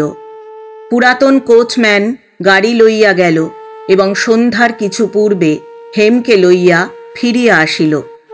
সঙ্গে দাসী, চাকর এবং কিছু জিনিসপত্র ছিল। গুণী হেমকে দেখিয়া শিহরিয়া উঠিয়া বলিল, এ কিরকম পাগলের মতো বেশ করে আসা হলো শুনি? হেম ভূমিষ্ঠ হইয়া প্রণাম করিয়া বলিল, ওপরে চলো, বলছি। উপরে বসিবার ঘরে গিয়া স্থির হইয়া বসিয়া সে জিজ্ঞাসা করিল, মা তো মাঘ মাসের আগে ফিরবেন না? গুণী বলিল, না, সেই রকমই তো লিখেছেন। হেম বলিল, তাহলে তাকে এর মধ্যে আর জানিয়ে কাজ নেই। আশ্চর্য দেখো গুণীদা, আজকের দিনেই বিদেয় হয়েছিলাম, আজকের দিনেই ফিরে এলাম। গুণী বুঝিতে না পারিয়া বলিল, ফিরে এলাম কি? হেম সহজভাবে বলিল, ফিরে এলাম বই কি, আর সেখানে কি করে থাকব? কেন, তুমি কি আমার থান কাপড় দেখেও কিছু বুঝতে পারছ না? পরশু কাজকর্ম শেষ হয়ে গেল, আজ চলে এলাম। গুণী স্তম্ভিত হইয়া বসিয়া রহিল। অনেকক্ষণ পরে বলিল, একটা খবরও তো দাওনি, কি হয়েছিল কিশোরীবাবুর? হেম বলিল, ও বুধবারের সন্ধ্যাবেলাতেই কলেরার লক্ষণ টের পাওয়া যায়। ওদেশে যতদূর সাধ্য চিকিৎসা করা হলো, কিন্তু কিছুতেই কিছু হলো না। পরদিন বেলা 10টার সময় চলে গেলেন। গুণী কিছুক্ষণ পরে অলক্ষ্যে আর্দ্রচক্ষু মুছিয়া ফেলিয়া বলিল, কিন্তু মা শুনলে একেবারে মারা যাবেন। যতদিন তিনি জানতে না পারেন ততদিনই ভালো।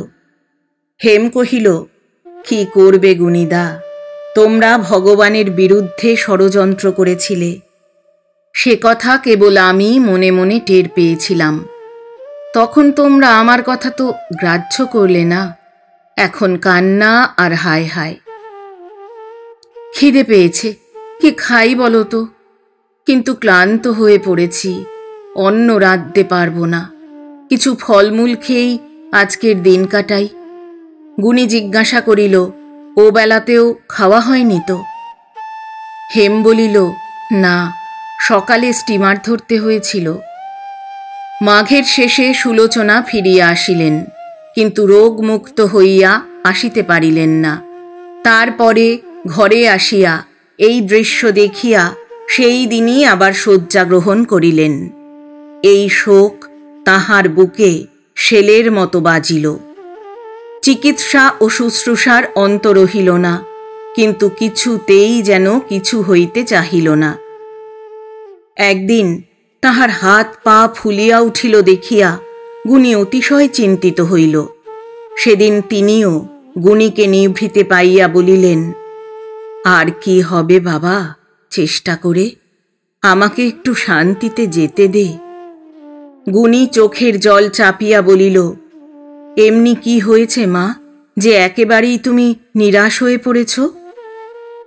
সুলোচনা বলিলেন, আচ্ছা তুই বলে দে, আমার আশা করবার আর কি বাকি আছে?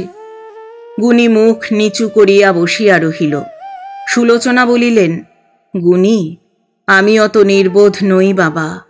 আমি জেনে শুনে যে পাপ করেছি, সেই পাপ আমাকে যেন ভিতর থেকে পলে পলে ভস্ম করে আনছে।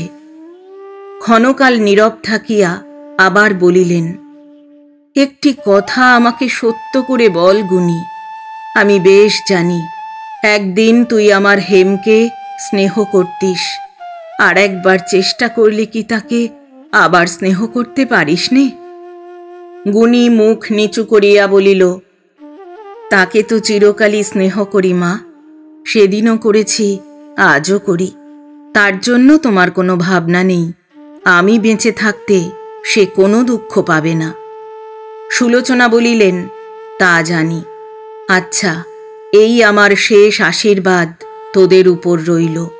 যদি কোনো দিন আবশ্যক হয় এ কথা তাকে বলিস।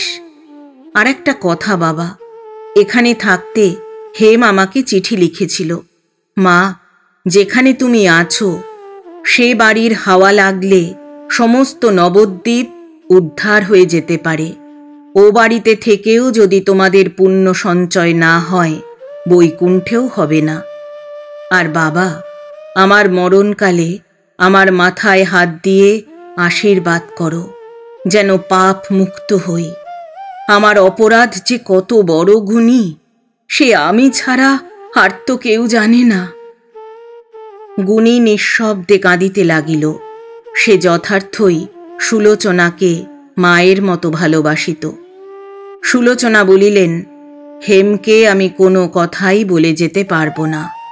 তার মুখের দিকে তাকালেই আমার বুকের ভিতর হু হু করে জ্বলতে থাকে।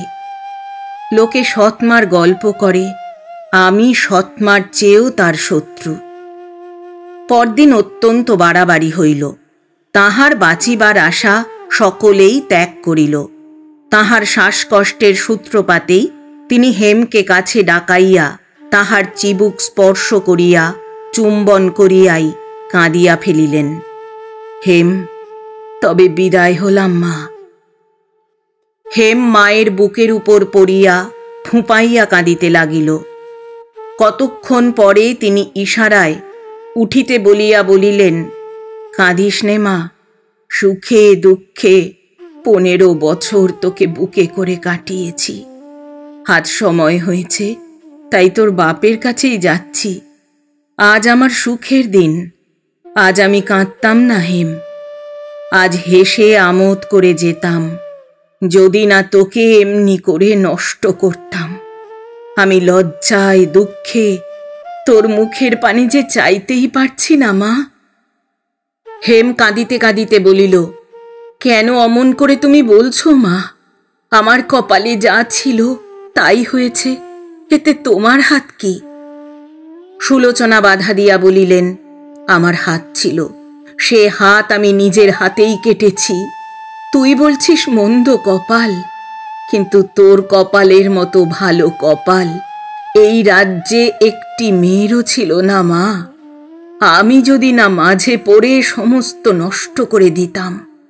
আমি যে সমস্তই জানি, তাতেই তো এ দুঃখ রাখবার আর জায়গা খুঁজে পেলাম না।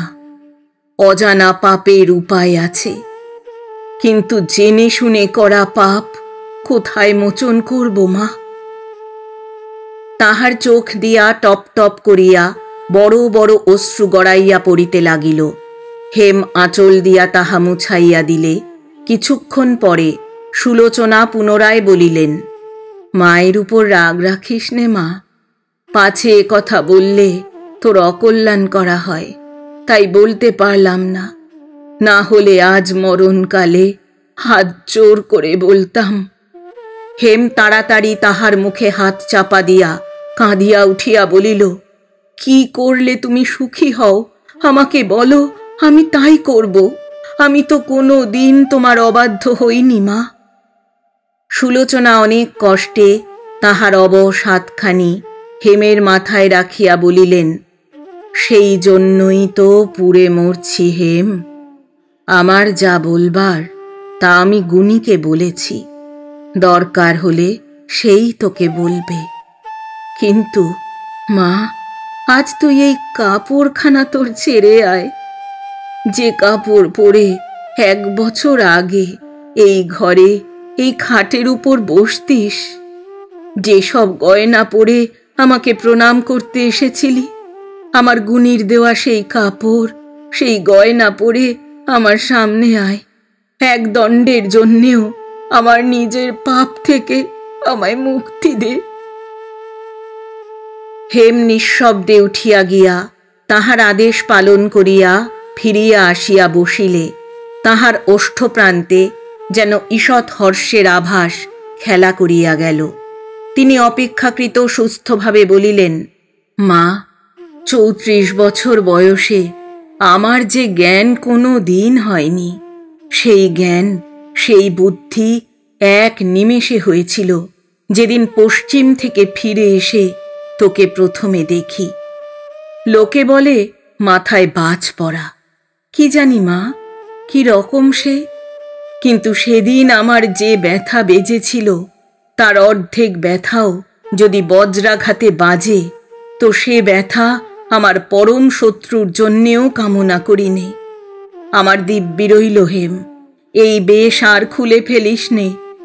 কি জানি কোন পাষাণ বিধবার সাজ তৈরি করে গিয়েছিল, আজ আমি অভিসম্পাত করি, তাকে যেন আমার মতো আঘাত বুক পেতে সইতে হয়। না না হেম, বাধা দিস নে মা, কাল আর আমি বলতে আসব না। আজ তোকে বলি যেন তোর বাপের কাছে গিয়ে তোকে দেখে সুখী হতে পারি মা। তাহার আবার স্বর রুদ্ধ হইয়া আসিল। হেম আঁচল দিয়া ধীরে ধীরে চোখ মুছাইয়া দিতে লাগিল। বাহিরে জুতার শব্দ শুনিয়া হেম মাথার উপরে কাপড় তুলিয়া দিতেই গুণী সাহেব ডাক্তার লইয়া ঘরের সামনে আসিয়া উপস্থিত হইল। সুলোচনা দেখিতে পাইয়া অধীরভাবে বলিয়া উঠিলেন, আবার ডাক্তার কেন গুণী? ওইখান থেকে ভিজিট দিয়ে ওকে বিদায় করে দিয়ে তুই আমার কাছে এসে একবার বস বাবা। গুণী বলিল, মা, অন্তত একবার তোমার হাতটা। সুলোচনা বলিলেন, না গুণী না, আর আমাকে দগ্ধ করিস নে, যেতে দে ওকে। সাহেব ডাক্তার অত বুঝিল না। সে ঘরে ঢুকিয়া নিকটে চৌকি টানিয়া লইয়া থার্মোমিটার বাহির করিতে লাগিল। সুলোচনা বিরক্ত হইয়া বলিলেন, ওর বুদ্ধি দেখ, ও ওইটে দিয়ে আজ আমার জ্বর দেখবে। যা গুণী, নন্দাকে পাঠিয়ে দে, ভালো কবিরাজ ডেকে আনুক। কখন শেষ হবে আমাকে শুনিয়ে যাক। বলে দে যেন ওষুধপত্র না আনে। সুলোচনা গ্যাসের আলো সহ্য করিতে পারিতেন না, তাই এই ঘরে বরাবর মোমবাতি জ্বলিত। সন্ধ্যা হইলে দাসী সেজ জ্বালিয়া টেবিলের উপর রাখিয়া দিয়া গেলে সুলোচনা বলিলেন, আজকের রাত্রি বোধহয় শেষ রাত্রি, তাই আজ যদি না সত্যি কথা বলতে পারি, আজ যদি না লজ্জা সংকোচ ত্যাগ করে মুখের সঙ্গে বুকের সঙ্গে এক করে দেখতে পারি, তবে ভগবান যেন আমাকে আরও শাস্তি দেন, কিন্তু তিনি নির্দোষীকে যেন আর দুঃখ না দেন। আমার পাপের ফল যেন আমার উপর দিয়েই শেষ হয়। তিনি কিছুক্ষণ স্তব্ধ হইয়া থাকিয়া হঠাৎ দীর্ঘশ্বাস ফেলিয়া উফ করিয়া উঠিলেন। হেম ব্যস্ত হইয়া মুখের উপর ঝুঁকিয়া পড়িয়া বলিল, কি মা?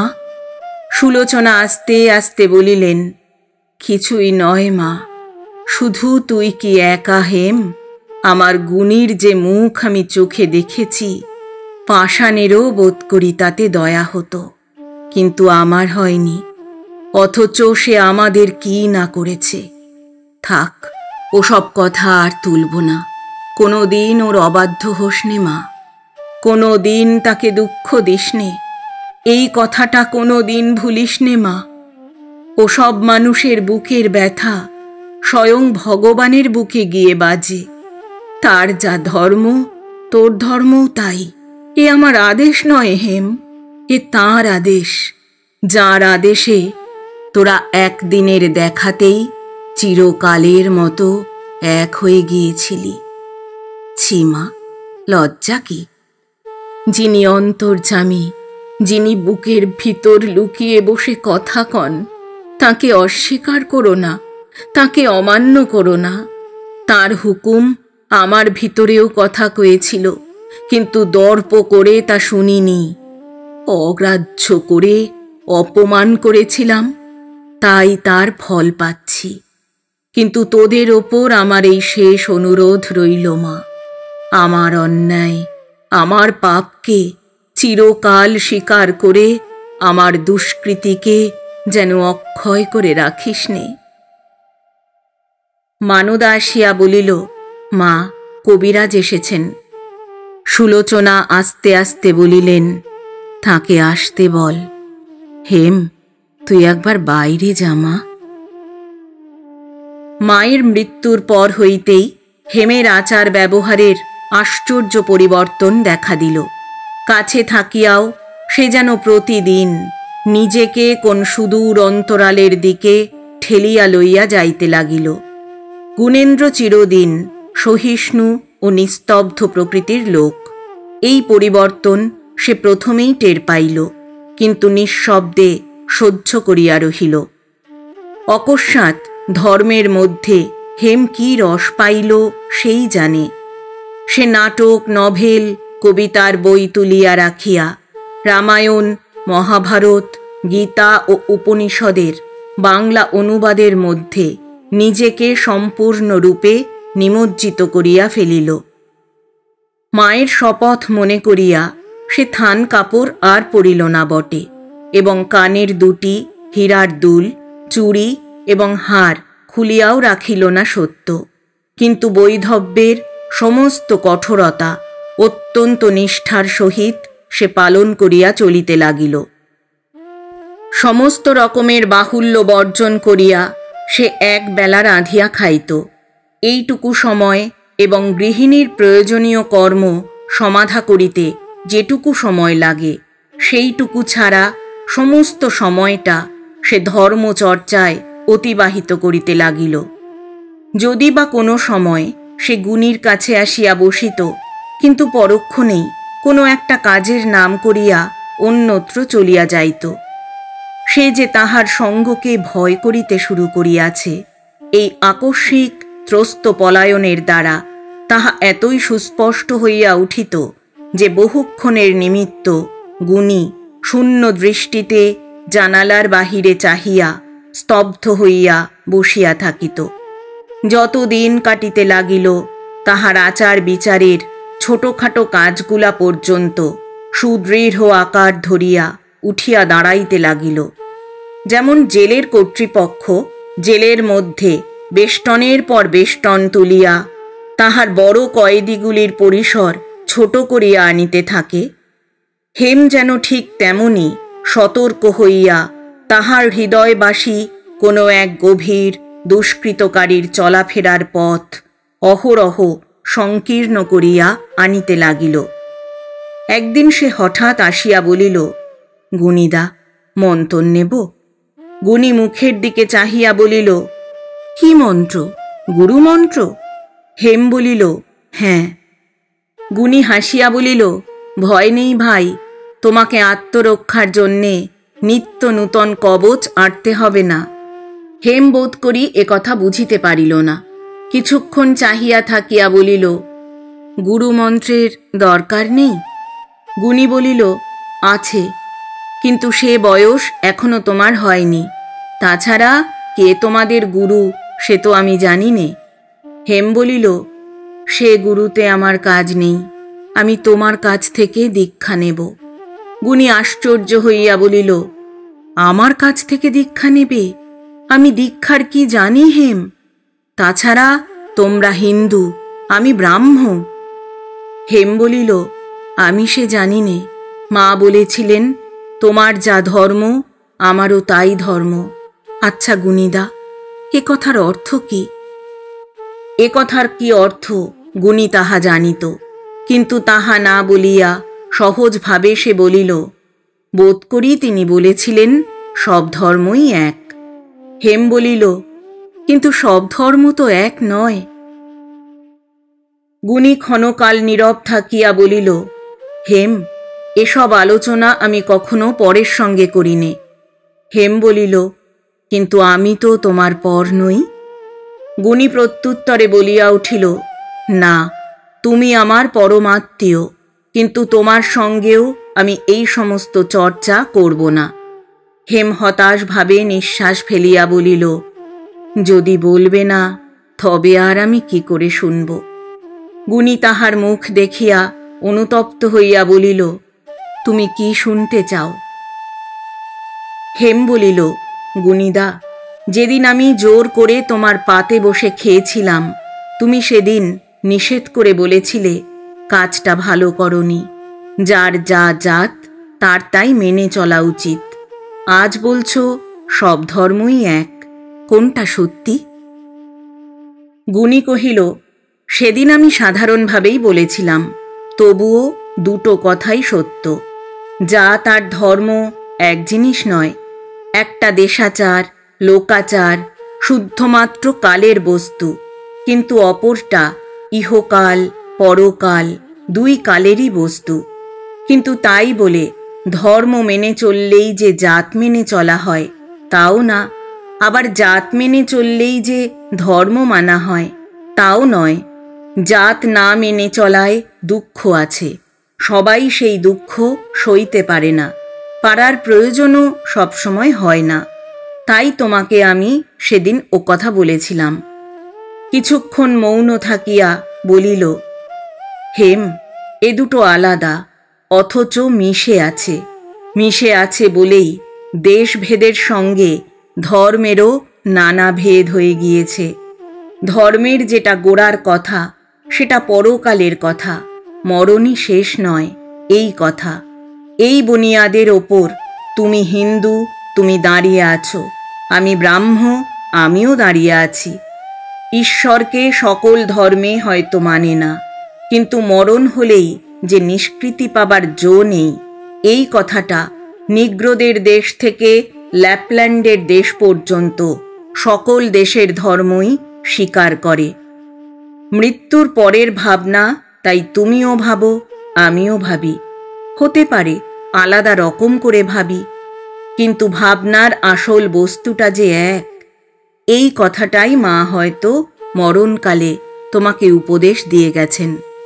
হেম অনেকক্ষণ চুপ করিয়া থাকিয়া বলিল, শুধু ভাবলেই তো হয় না, তার উপায় করাও তো চাই। গুণী বলিল, চাই বই কি ভাই, এই উপায় বার করা নিয়েই এত দ্বন্দ্ব, এত গণ্ডগোল। তোমার উপায়টা আমি পছন্দ করি নে, আমারটা তুমি পছন্দ করো না, এটা অনুমানের জিনিস, প্রমাণের জিনিস নয় বলেই তর্ক শেষ হয় না, ঝগড়াও থামে না। কিন্তু তোমার রাঁধবার সময় হলো যে হেম। হেম নিঃশব্দে ধীরে ধীরে উঠিয়া গেল। গুণী শূন্য দৃষ্টিতে শূন্যের দিকেই চাহিয়া বসিয়া রহিল। গুণীদা। গুণী চমকিয়া মুখ ফিরাইয়া বলিল, কি হেম? হেম বলিল, আচ্ছা, আমি যে পথে চলছি সে কি ঠিক পথ?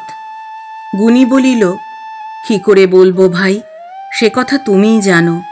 যদি আনন্দ পাও, শান্তি পাও, নিশ্চয়ই তাহলে ঠিক পথ। হেম বলিল, কিন্তু আমি তো কিছুই পাইনি। তাহার ব্যথিত কণ্ঠস্বরে গুণীর চোখ ফাটিয়া জল আসিতে চাহিল। সে বহু ক্লেশে তাহা রোধ করিয়া আস্তে আস্তে বলিল, তবে করো কেন?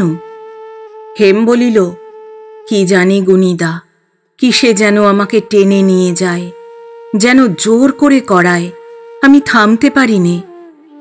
গুণী কি বলিবে হঠাৎ ভাবিয়া পাইল না। তারপর বলিল, হয়তো নূতন বলেই প্রথমে সুখ পাচ্ছ না, শেষে নিশ্চয়ই পাবে। হেম উৎসুক হইয়া জিজ্ঞাসা করিল, পাব? গুণী বলিল, নিশ্চয় পাবে। ধর্মে যদি সুখ শান্তি না পাও, তবে আর কিসে পাবে? আমি আশীর্বাদ করি, একদিন নিশ্চয়ই তুমি সুখী হবে। দিন দুই পরে জ্যোৎস্নার আলোয় খোলা ছাদের উপর পাটি পাতিয়া গুণী চুপ করিয়া শুইয়াছিল। হেম আসিয়া পায়ের কাছে বসিয়া পড়িল। তোমার পায়ে হাত বুলিয়ে দেব গুণীদা? গুণী বলিল, দাও, বলিয়া চোখ বুজিয়া রহিল। চন্দ্রালোকে দীপ্ত হেমের মুখের দিকে সে চাহিতে সাহস করিল না। হেম নিঃশব্দে হাত বুলাইয়া দিতে দিতে হঠাৎ বলিল, গুণীদা, বিধবার বিয়ে হওয়া কি ভালো? গুণী চোখ বুজিয়াই বলিল, তুমি কি বলো? হেম বলিল, আমি তো বলতে আসিনি, শুনতে এসেছি। গুণী বলিল, পায়ে হাত বুলোনোটা বুঝি তার ভূমিকা? হেম সহজভাবে বলিল, না, তা নয়, তোমার পায়ের কাছে বসলেই আমার হাত দেবার লোভ হয়। গুণী চুপ করিয়া রহিল। নিজের জিভকে সে বিশ্বাস করিতে পারিল না। হেম বলিল, কই, বললে না? গুণী তথাপি চুপ করিয়া রহিল। হেম পায়ের তলায় একটা ক্ষুদ্র চিমটি কাটিয়া বলিল, বলো, শিগগিরই বলো। গুণী বলিল, বলবো, কিন্তু আগে আমার একটা কথার জবাব দাও। হেম বলিল, কি? গুণী বলিল, তোমার স্বামীকে তুমি ভালোবাসতে কি? হেম বলিল, একটুও না, সে কথা আমার কোনো দিন মনে হয়নি। সেখানকার একটি পয়সার জিনিস সঙ্গে আনিনি, তাদের দেওয়া একখানি কাপড় পর্যন্ত পরে আসিনি। পেটে যা খেয়েছি তার চতুর্গুণ দিয়ে এসেছি, এমনি তাদের সঙ্গে আমার সম্পর্ক। গুণী বলিল, কিন্তু যারা সতীলক্ষ্মী তারা নিজেদের স্বামীকে ভালোবাসে, বিধবা হলে তার মুখ মনে করে আর বিয়ে করে না। তোমার মার মতো তারা মরণকালে স্বামীর কাছে যাচ্ছি মনে করেন। হেম বলিল, আমাকে তোমরা জোর করে বেঁধে বিয়ে দিয়েছিলে, আমিও সতীলক্ষ্মী, তাই মরণকালে আমি তোমার কাছে যাচ্ছি এই কথাই মনে করব। আচ্ছা গুণীদা, মরে কি তোমার কাছে যেতে পারবো? তাহার কথার মধ্যে জড়তা নাই, দ্বিধা নাই, লজ্জার লেশমাত্র নাই। এ যেন কাহার কথা কে বলিয়া যাইতেছে। তখনকার হেমের সহিত আজিকার হেমের যেন সংস্রব পর্যন্ত নাই। গুণী স্তম্ভিত হইয়া রহিল। হেম বলিল, বলো, তোমার কাছে যেতে পারবো কি না? গুণী বলিল, না। হেম বলিল, না কেন? গুণী কহিল, আমার কর্মের ফল আমাকে কোথায় নিয়ে যাবে সে আমি জানি না, তোমার কর্মফল তোমাকে কোথায় নিয়ে যাবে সে তুমিও জানো না। আমার কর্মদোষে হয়তো পশু হয়ে জন্মাবো, তুমি হয়তো বামুনের মেয়ে হয়ে জন্মাবে, তখন আমাকে কি করে পাবে ভাই? কর্মফল যদি সত্য হয়, স্বামী স্ত্রীর চির সম্বন্ধ কোনো মতেই সত্য হতে পারে না। আমাদের এই কাল্পনিক সম্বন্ধ তো অতি তুচ্ছ। কত ভেদ, কত পার্থক্য, কত উঁচু নীচ চোখের উপরেই দেখতে পাচ্ছ। এগুলো হয়তো কর্মেরই ফল। একে কোনো ভালোবাসার টানই নিরাবরণ করে দিতে পারে না। এই সংসারে কত পাষণ্ড স্বামীর সতীসাধ্যী স্ত্রী থাকে, স্বামীটা হয়তো মরে গরু হয়ে জন্মায়। এ তোমাদেরই শাস্ত্রের কথা। তুমি কি কামনা করো হেম, সতীসাধ্যী স্ত্রী তার সারা জীবনের সুকর্মের অন্তে ওই গরুর সঙ্গে গোয়ালে গিয়ে বাস করে? সে হয় না। তাহলে ভালো কাজ মন্দ কাজের অর্থই থাকে না। স্ত্রী নিজের কর্মে স্বর্গে যায়, স্বামী হয়তো জন্ম জন্ম নরক ভোগ করে। হাজার কামনা করলেও আর এক হবার উপায় থাকে না। হেম বহুক্ষণ নিস্তব্ধ থাকিয়া আস্তে আস্তে বলিল, তবে কি সত্যি আর মেলবার পথ থাকে না? গুণী বলিল, না, তার আবশ্যকও থাকে না। তার চেয়ে হেম, যে মিলন সবচেয়ে বড় মিলন, যার কাছে যেতে পারলে আর কারো কাছে যেতে ইচ্ছে হবে না, অথচ সমস্ত রকমের মিলনের ইচ্ছাই আপনা আপনি পরিপূর্ণ সার্থক হয়ে যাবে। তুমি সেই মিলনের কামনা করো। তোমার পথ থেকে তোমাকে কেউ যেন টেনে নিয়ে না যায়। আমি কায় মনে আশীর্বাদ করি, আমাদের দেওয়া সমস্ত দুঃখ একদিন যেন তোমার সার্থক হয়।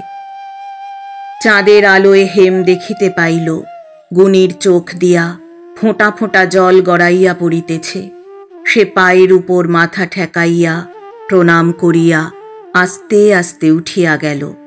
সে উঠিয়া গেল, এমন অনেক দিনই এমনি করিয়া নিঃশব্দে উঠিয়া গিয়াছে। কিন্তু আজ যেন কেমন করিয়া গুণীর সমস্ত সংযম, সমস্ত ধৈর্যের বাঁধ সে সমূলে উৎপাটিত করিয়া দিয়া চলিয়া গিয়াছে। আজ তাহার ধিক্কারের সহিত কেবলই মনে হইতে লাগিল যেন চিরদিনের সুযোগ অকস্মাৎ চোখের সামনে দিয়া বহিয়া গেল, হাত বাড়াইয়া ধরা হইল না। হেম তাহাকে যে কত ভালোবাসে এ কথা সে নিঃসংশয়ে জানিত। আজ তাহার মুখ হইতে স্পষ্ট করিয়া শুনিয়াও সে কোনো মতেই নিজের কথাটা বলিতে পারিল না। সুলোচনার মৃত্যু হইতেই বলি বলি করিয়াছে, বলিতে পারে নাই। কেবলই মনে হইয়াছে এ যেন কোনো বিষধর সর্প ঘুমাইয়া আছে, হাত বাড়াইয়া স্পর্শ করিলেই বুঝি ফনা তুলিয়া উঠিয়া দাঁড়াইবে। তাই বরাবর যে ভয় তাহার হাত চাপিয়া রাখিয়াছে, আজিকার এমন রাত্রেও সেই ভয় তাহাকে হাত বাড়াইতে দিল না। প্রত্যহ প্রাতঃস্নান করিয়া হেম প্রণাম করিতে আসিত। পরদিন আসিবা মাত্রই গুণী সমস্ত সংকোচ প্রাণপণে অতিক্রম করিয়া প্রশ্ন করিল, হেম, কাল তুমি বিধবা বিবাহের কথা জিজ্ঞাসা করেছিলে কেন? হেম বলিল, একটা খবরের কাগজে পড়েছিলাম তাই। গুণী বলিল, তুমি কি ওটা ভালো মনে করো? হেম সংক্ষেপে বলিল, ছি, ও কি আবার একটা বিয়ে? গুণী প্রশ্ন করিল, কেন নয়? এক হিন্দু ছাড়া পৃথিবীর সব জাতের মধ্যেই তো বিধবা বিবাহ আছে। থাকগে বলিয়া হেম বাহির হইয়া যাইতেছিল। গুণী ডাকিয়া বলিল, আর একটা কথা আছে হেম। হেম ফিরিয়া দাঁড়াইয়া বলিল, কি? তোমার বয়স কত? হেম বলিল, 16। গুণী বলিল, এই বয়স থেকে চিরকাল সন্ন্যাসিনী হয়ে থাকবে? হেম মৃদু হাসিয়া বলিল, আর কি করব, যেমন কপাল, যেমন তোমাদের বুদ্ধি। গুণী ক্ষণকাল মুখের পানে চাহিয়া থাকিয়া বলিল, আর কি কোনো পথ নেই, কোনো উপায় নেই? কিচ্ছু না গুণীদা, কিচ্ছু না, বলিয়া হেম বাহির হইয়া গেল। দিন দিন পরিপূর্ণ যৌবন যেমন হেমের সর্বদেহে কানায় কানায় ভরিয়া উঠিতে লাগিল, তাহার ধর্মকর্ম যেন সে সমস্ত ছাপাইয়া চলিতে লাগিল। গুণী সমস্তই দেখিতে পাইত, কিন্তু সাহস করিয়া কিছুই বলিতে পারিত না। হেমের মধ্যে এমন একটা বস্তু ছিল যাহাতে সকলেই তাহাকে মনে মনে ভয় করিয়া চলিত। তাহার মাও তাহাকে ভয় করিতেন, গুণীও ভয় করিত। উহার কয়েকদিন পরে একদিন গুণী আদালতে যাইবার জন্য প্রস্তুত হইতেছিল। এমন সময় হেম আসিয়া আলমারি খুলিয়া চেক বই বাহির করিয়া হাতে দিয়া বলিল, ফিরবার সময় ব্যাংক থেকে 500 টাকা সঙ্গে করে এনো। গুণী আচ্ছা বলিয়া বইখানা পকেটে রাখিয়া দিল। হেম কহিল, রোসো, সংসার খরচের টাকাও কমে গেছে, আর 200 অমনি ওই সঙ্গে এনো। গুণী কিছু আশ্চর্য হইয়া জিজ্ঞাসা করিল, এই 500 টাকা তবে কিসের জন্যে? হেম বলিল, ও টাকা? আমি কাল কাশী যাব যে। গুণী চৌকির উপর বসিয়া পড়িয়া বলিল, কাল কাশী যাবে? এই বিষয়ে কারো মত নেওয়াও আবশ্যক মনে করো না? হেম অপ্রতিভ হইয়া বলিল, তোমার হুকুম নিয়ে তবে তো যাব। গুণী বলিল, ঠিক করেছ কাল যাবে, আবার কবে হুকুম নেবে শুনি? সঙ্গে কে যাবে? হেম বলিল, মানদা, নন্দা আর দারোয়ান যাবে। আজ রাত্রিরেই তোমাকে বলবো মনে করেছিলাম। গুণীদা, যাব কাল? আচ্ছা যেও বলিয়া গুণী আদালতে চলিয়া গেল। সন্ধ্যার পর হেম নোট টাকা চাবি বন্ধ করিয়া রাখিয়া গুণীর কাছে আসিয়া বলিল, কাল যাওয়া হলো না। গুণী বলিল, কেন?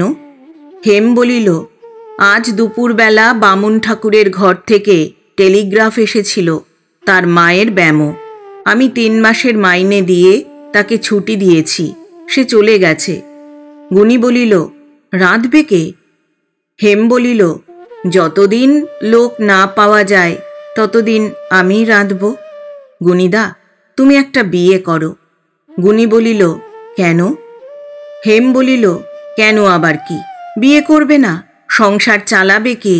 তোমাকে দেখবে শুনবে কে? গুণী উত্তর দিল, তুমি। হেম হাসিয়া বলিল, আমি বুঝি চিরকাল এই সংসার ঘাড়ে করে থাকব? আমাকে কাজ করতে হবে না? গুণী বলিল, আমাকে দেখাশোনা বুঝি কাজ নয়? হেম হাসি মুখে বলিল, তোমার সঙ্গে তর্ক করে আমি পারি নে। না না, সে হবে না।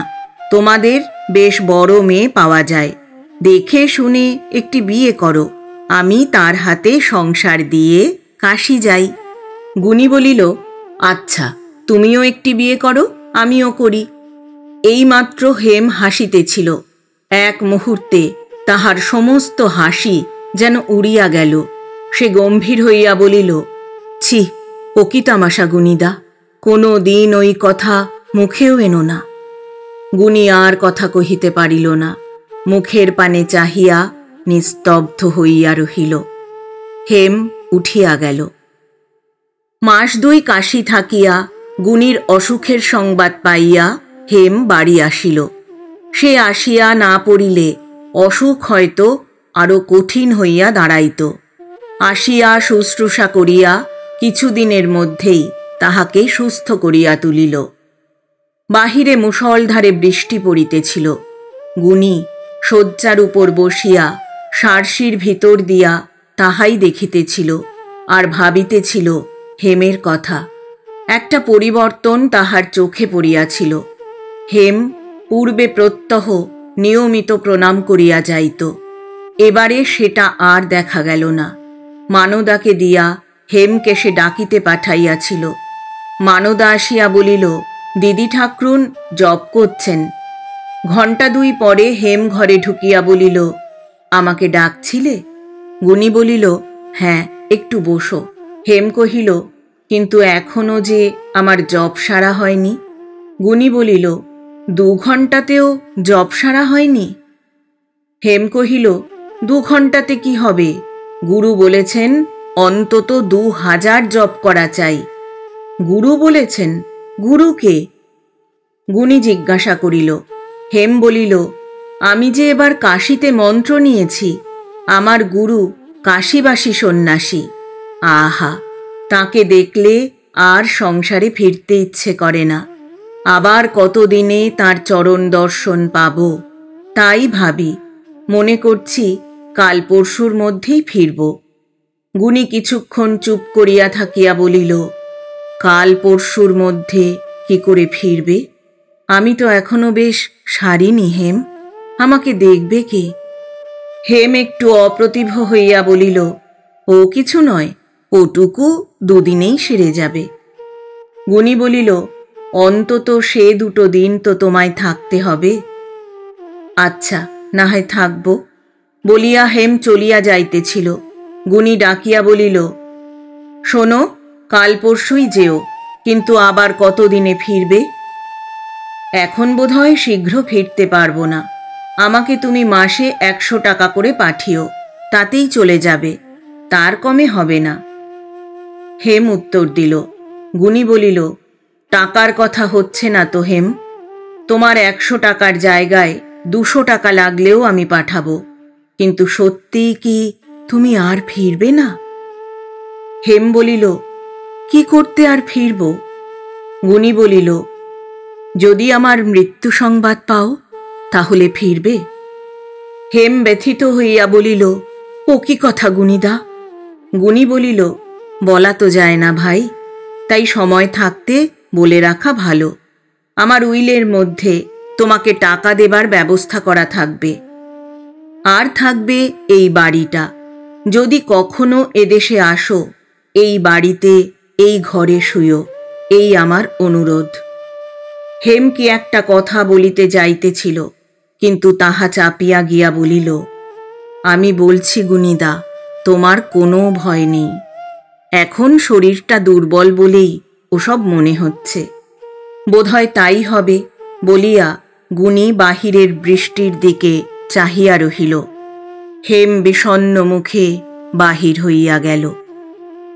সন্ধ্যার কিছু পরে দ্বারের বাহির হইতে ঘরের মধ্যে অন্ধকার দেখিয়া হেম রাগিয়া উঠিয়া ডাকিল, নন্দা, বাবুর ঘরে আলো জেলে দিসনি? গুণী ভিতর হইতে কহিল, আমি মানা করেছিলাম। নন্দা ছুটিয়া আসিলে হেম তাহাকে একটা সেজ জ্বালিয়া আনিতে বলিয়া অন্ধকার ঘরের মধ্যে ঠাহর করিয়া গুণীর পায়ের কাছে খাটের উপর গিয়া বসিল। নন্দা ঘরে আলো জ্বালিয়া দিয়া গেলে হেম গুণীর পায়ের উপর হাত রাখিতেই সে পা সরাইয়া লইল। হেম ব্যথা পাইয়া বলিল, তুমি কি আর আমাকে পায়ে হাত দিতে দেবে না? গুণী বলিল, কাজ কি ভাই?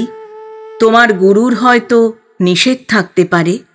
হেম বুঝিল যে সে আসিয়া অবধি পায়ের ধুলা লয় নাই, গুণী তাহা লক্ষ্য করিয়াছে, কিন্তু উত্তর দিতেও পারিল না, চুপ করিয়া রহিল। কিছুক্ষণ পরে বলিল, গুণীদা, আমার উপর রাগ করেছ?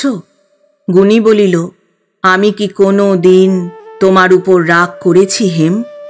হেম তৎক্ষণাৎ অনুতপ্ত হইয়া বলিল, কোনো দিন না, কিন্তু আজ ওসব কথা বলছিলে কেন? গুণী বলিল, কি কথা ভাই?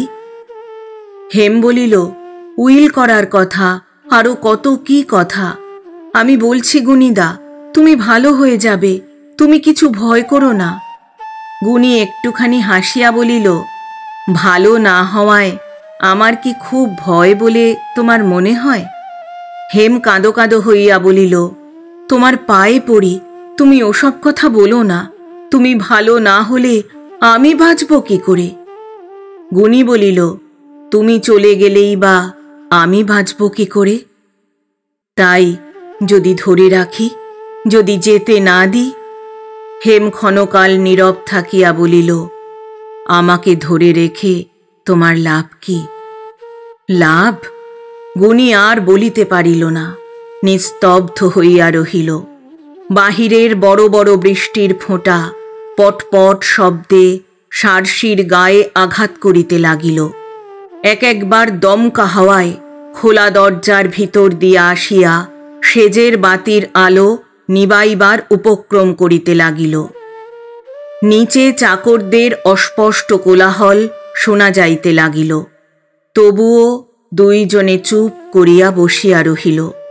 গুণী শিশুকাল হইতে অত্যন্ত অভিমানী, অত্যন্ত সংযমী। তাহার ধৈর্যের বাঁধ সে সুদৃঢ় করিয়াই গড়িয়া তুলিয়াছিল। কিন্তু সুলোচনার শেষ আশীর্বচন সেই বাঁধের ভিত্তিমূলে সেই দিন হইতে মুশিকের মতো নিরন্তর বিবর খুঁড়িয়া নদীর জল ভিতরে প্রবেশ করাইয়া বহু দূরব্যাপী ভাঙন সৃষ্টি করিতেছিল। কবে কখন যে সমস্তটা ধসিয়া যাইবে তাহার স্থিরতা ছিল না। উন্মত্ত বাহ্য প্রকৃতির দিকে চাহিয়া একবার সে গোড়া হইতে শেষ পর্যন্ত কথাগুলো আলোচনা করিয়া দেখিতে চাহিল। কিন্তু তাহার রুগ্ন দেহ, দুর্বল মস্তিষ্ক কোনো কথাই যেন পরিষ্কার করিয়া বুঝিতে দিল না। হেম হঠাৎ বলিল, গুণীদা, চুপ করে রইলে যে, কি ভাবছ? গুণী বলিল, কিছু না, কিছু না। আমার কথা তোমাকে বলবার নয়, তুমি বুঝবে না। কিন্তু যদি কোনো দিন তোমার মতি ফেরে, আর তখনও যদি আমি বেঁচে থাকি, এসো। হেম একটু সরিয়া বসিয়া বলিল, আমি সমস্ত বুঝেছি। হা অদৃষ্ট! যে রক্ষক সেই ভক্ষক। শেষকালে তুমি আমাকে দুর্গতির পথে টেনে আনতে চাও। গুণী এতক্ষণ একটা মোটা বালিশে হেলান দিয়াছিল। তাহার চোখ জ্বলিয়া উঠিল। উঠিয়া বসিয়া বলিল, ছি হেম, বুঝে কথা কও। ও কি বলছ? হেম তড়িৎ বেগে উঠিয়া দাঁড়াইয়া বলিল, বুঝেই বলছি। তুমি ঘুরিয়ে ঘুরিয়ে যা বলছ আমি স্পষ্ট করে তোমার মুখের সামনেই তা বলি। তুমি আমাকে নষ্ট করতে চাও। বিধবার আবার বিয়ে কি গুণীদা? আমি এত শিশু নই যে ধর্মের ভান করলেই অধর্মের পথে পা বাড়াবো। আমি তোমার টাকা চাইনে, আশ্রয় চাইনে, কিচ্ছু চাইনে। আমার শ্বশুর বাড়িতে ফিরে গিয়ে উঠোন ঝাঁট দিয়ে খাই, সেও ভালো। কিন্তু এই ঐশ্বর্যে আমার কাজ নেই। এই কুমতি যেন আমার না হয়। সেদিন বুদ্ধি তোমার ছিল কোথায়? সেদিন এমনি করে বলতে পারোনি? গুণী স্থির হইয়া বসিয়া বলিল, হেম, দোষ হয়েছে, আমাকে মাপ করো। আমি পীড়িত। সেই কথাটা একবার ভাবো। হেম বলিল, ভেবেছি। মাপ তোমাকে আজ না হয় দুদিন পরে করবই, কিন্তু তোমার সংস্রব আর রাখব না। কাল আমি সেইখানেই ফিরে যাব যেখান থেকে দর্প করে চলে এসেছিলাম। যেমন করে পারি সেখানেই পড়ে থাকব। মনে করব সেই আমার কাশী, সেই আমার বৈকুণ্ঠ। তুমিও আমাকে মাপ করো গুণীদা, আমি চললাম। হেম চলিয়া গেল। গুণী উঁচু হইয়া বসিয়া রহিল। বজ্রাহত তাল বৃক্ষ যেমন করিয়া থাকে তেমনি করিয়া সমস্ত অভ্যন্তরে দগ্ধ রন্ধ্র লইয়া কবন্ধের মতো যেভাবে খাড়া হইয়া থাকে সেইভাবে। তাহার শুইয়া পড়িবার শক্তিটুকু পর্যন্ত যেন নাই। আবার দুর্গাপূজা ফিরিয়া আসিয়াছে। অতি প্রত্যুষে জানালা খুলিয়া দিয়া হেম পূর্ব দিকের অরুণ রক্তচ্ছটার দিকে চাহিয়া চুপ করিয়া দাঁড়াইয়াছিল। এ পাড়ার কোথায় রোশন চৌকির সানাইয়ের বিভাস শরতের সমস্ত করুণার সহিত মিলিয়া তাহার সর্বদেহে ধীরে ধীরে সঞ্চারিত হইতেছিল। অজ্ঞাতসারে তাহার চোখ দিয়া জল গড়াইয়া পড়িল। কতদিন হইয়া গিয়াছে সে গুণীর কোনো সংবাদ পায় নাই। সে মনে মনে ভাবিল, কে জানে গুণীদা আমার কোথায়, কেমন আছে। চলিয়া আসিবার সময় গুণী কাঁদিয়া বলিয়াছিল, হেম, আর 2 দিন থাকো, রাগ করে যেও না। অভিমানীর চোখের জলের হেম সেদিন কোনো মূল্য দেয় নাই। সেদিন পীড়িত রুগ্নদেহ সত্ত্বেও গুণী পথের ধার পর্যন্ত নামিয়া আসিয়া বলিয়াছিল, হেম, তোমার মন কখনোই স্বাভাবিক অবস্থায় নেই, যে কারণেই হোক বিকৃত হয়ে উঠেছে। হেম, অনুরোধ করছি, ফিরে এসে আর একটা দিনও থাকো। হেম শোনে নাই, গাড়িতে উঠিয়া বসিয়াছিল। গুণী গাড়ির জানালার ধারে আসিয়া শেষ মিনতি জানাইয়া বলিয়াছিল, হেম, হয়তো এই কাজটা তোমার চিরকাল শেলের মতো বিঁধে থাকবে। আমার জন্য বলছি নে ভাই, তোমার নিজের জন্যই বলছি, আজকের মতো গাড়ি থেকে নেমে এসো। তাহার উত্তরে হেম কোচম্যানকে গাড়ি হাঁকাইয়া দিতে বলিয়াছিল। হেম ফিরিয়া আসিয়া বিছানায় শুইয়া পড়িল এবং অনেকক্ষণ ধরিয়া কাঁদিয়া কাঁদিয়া মাথার সমস্ত চুল ভিজাইয়া শেষে ঘুমাইয়া পড়িল। এত দুঃখের একটা কারণও ঘটিয়াছিল। তীর্থে যাইবার সংকল্প করিয়া সে কাল দাসীকে দিয়া বাটির সরকারের নিকট 50টি টাকা চাহিয়া পাঠাইয়াছিল। সরকার ফিরাইয়া দিয়া বলিয়া পাঠাইয়াছিল, ছোটবাবুর হুকুম ব্যতীত দিতে পারিবে না। হেম দেবরের সহিত কথা কহিত না, আড়ালে দাঁড়াইয়া বলিয়াছিল, আমি চেয়ে পাঠালে কি 50টা টাকা সরকার দিতে পারে না? দেবর উত্তর করিয়াছিল, না, আপনি শুধু গ্রাসাচ্ছাদনের অধিকারিণী, টাকা পেতে পারেন না। হেম বলিয়াছিল, কি পেতে পারি না পারি সে আমি জানি ঠাকুরপো, তোমার সঙ্গে টাকার জন্যে বিবাদ করতে, মামলা মোকদ্দমা করতে আমার প্রবৃত্তি হয় না। কিন্তু আমাকে অত নিরুপায় তুমি মনে করো না।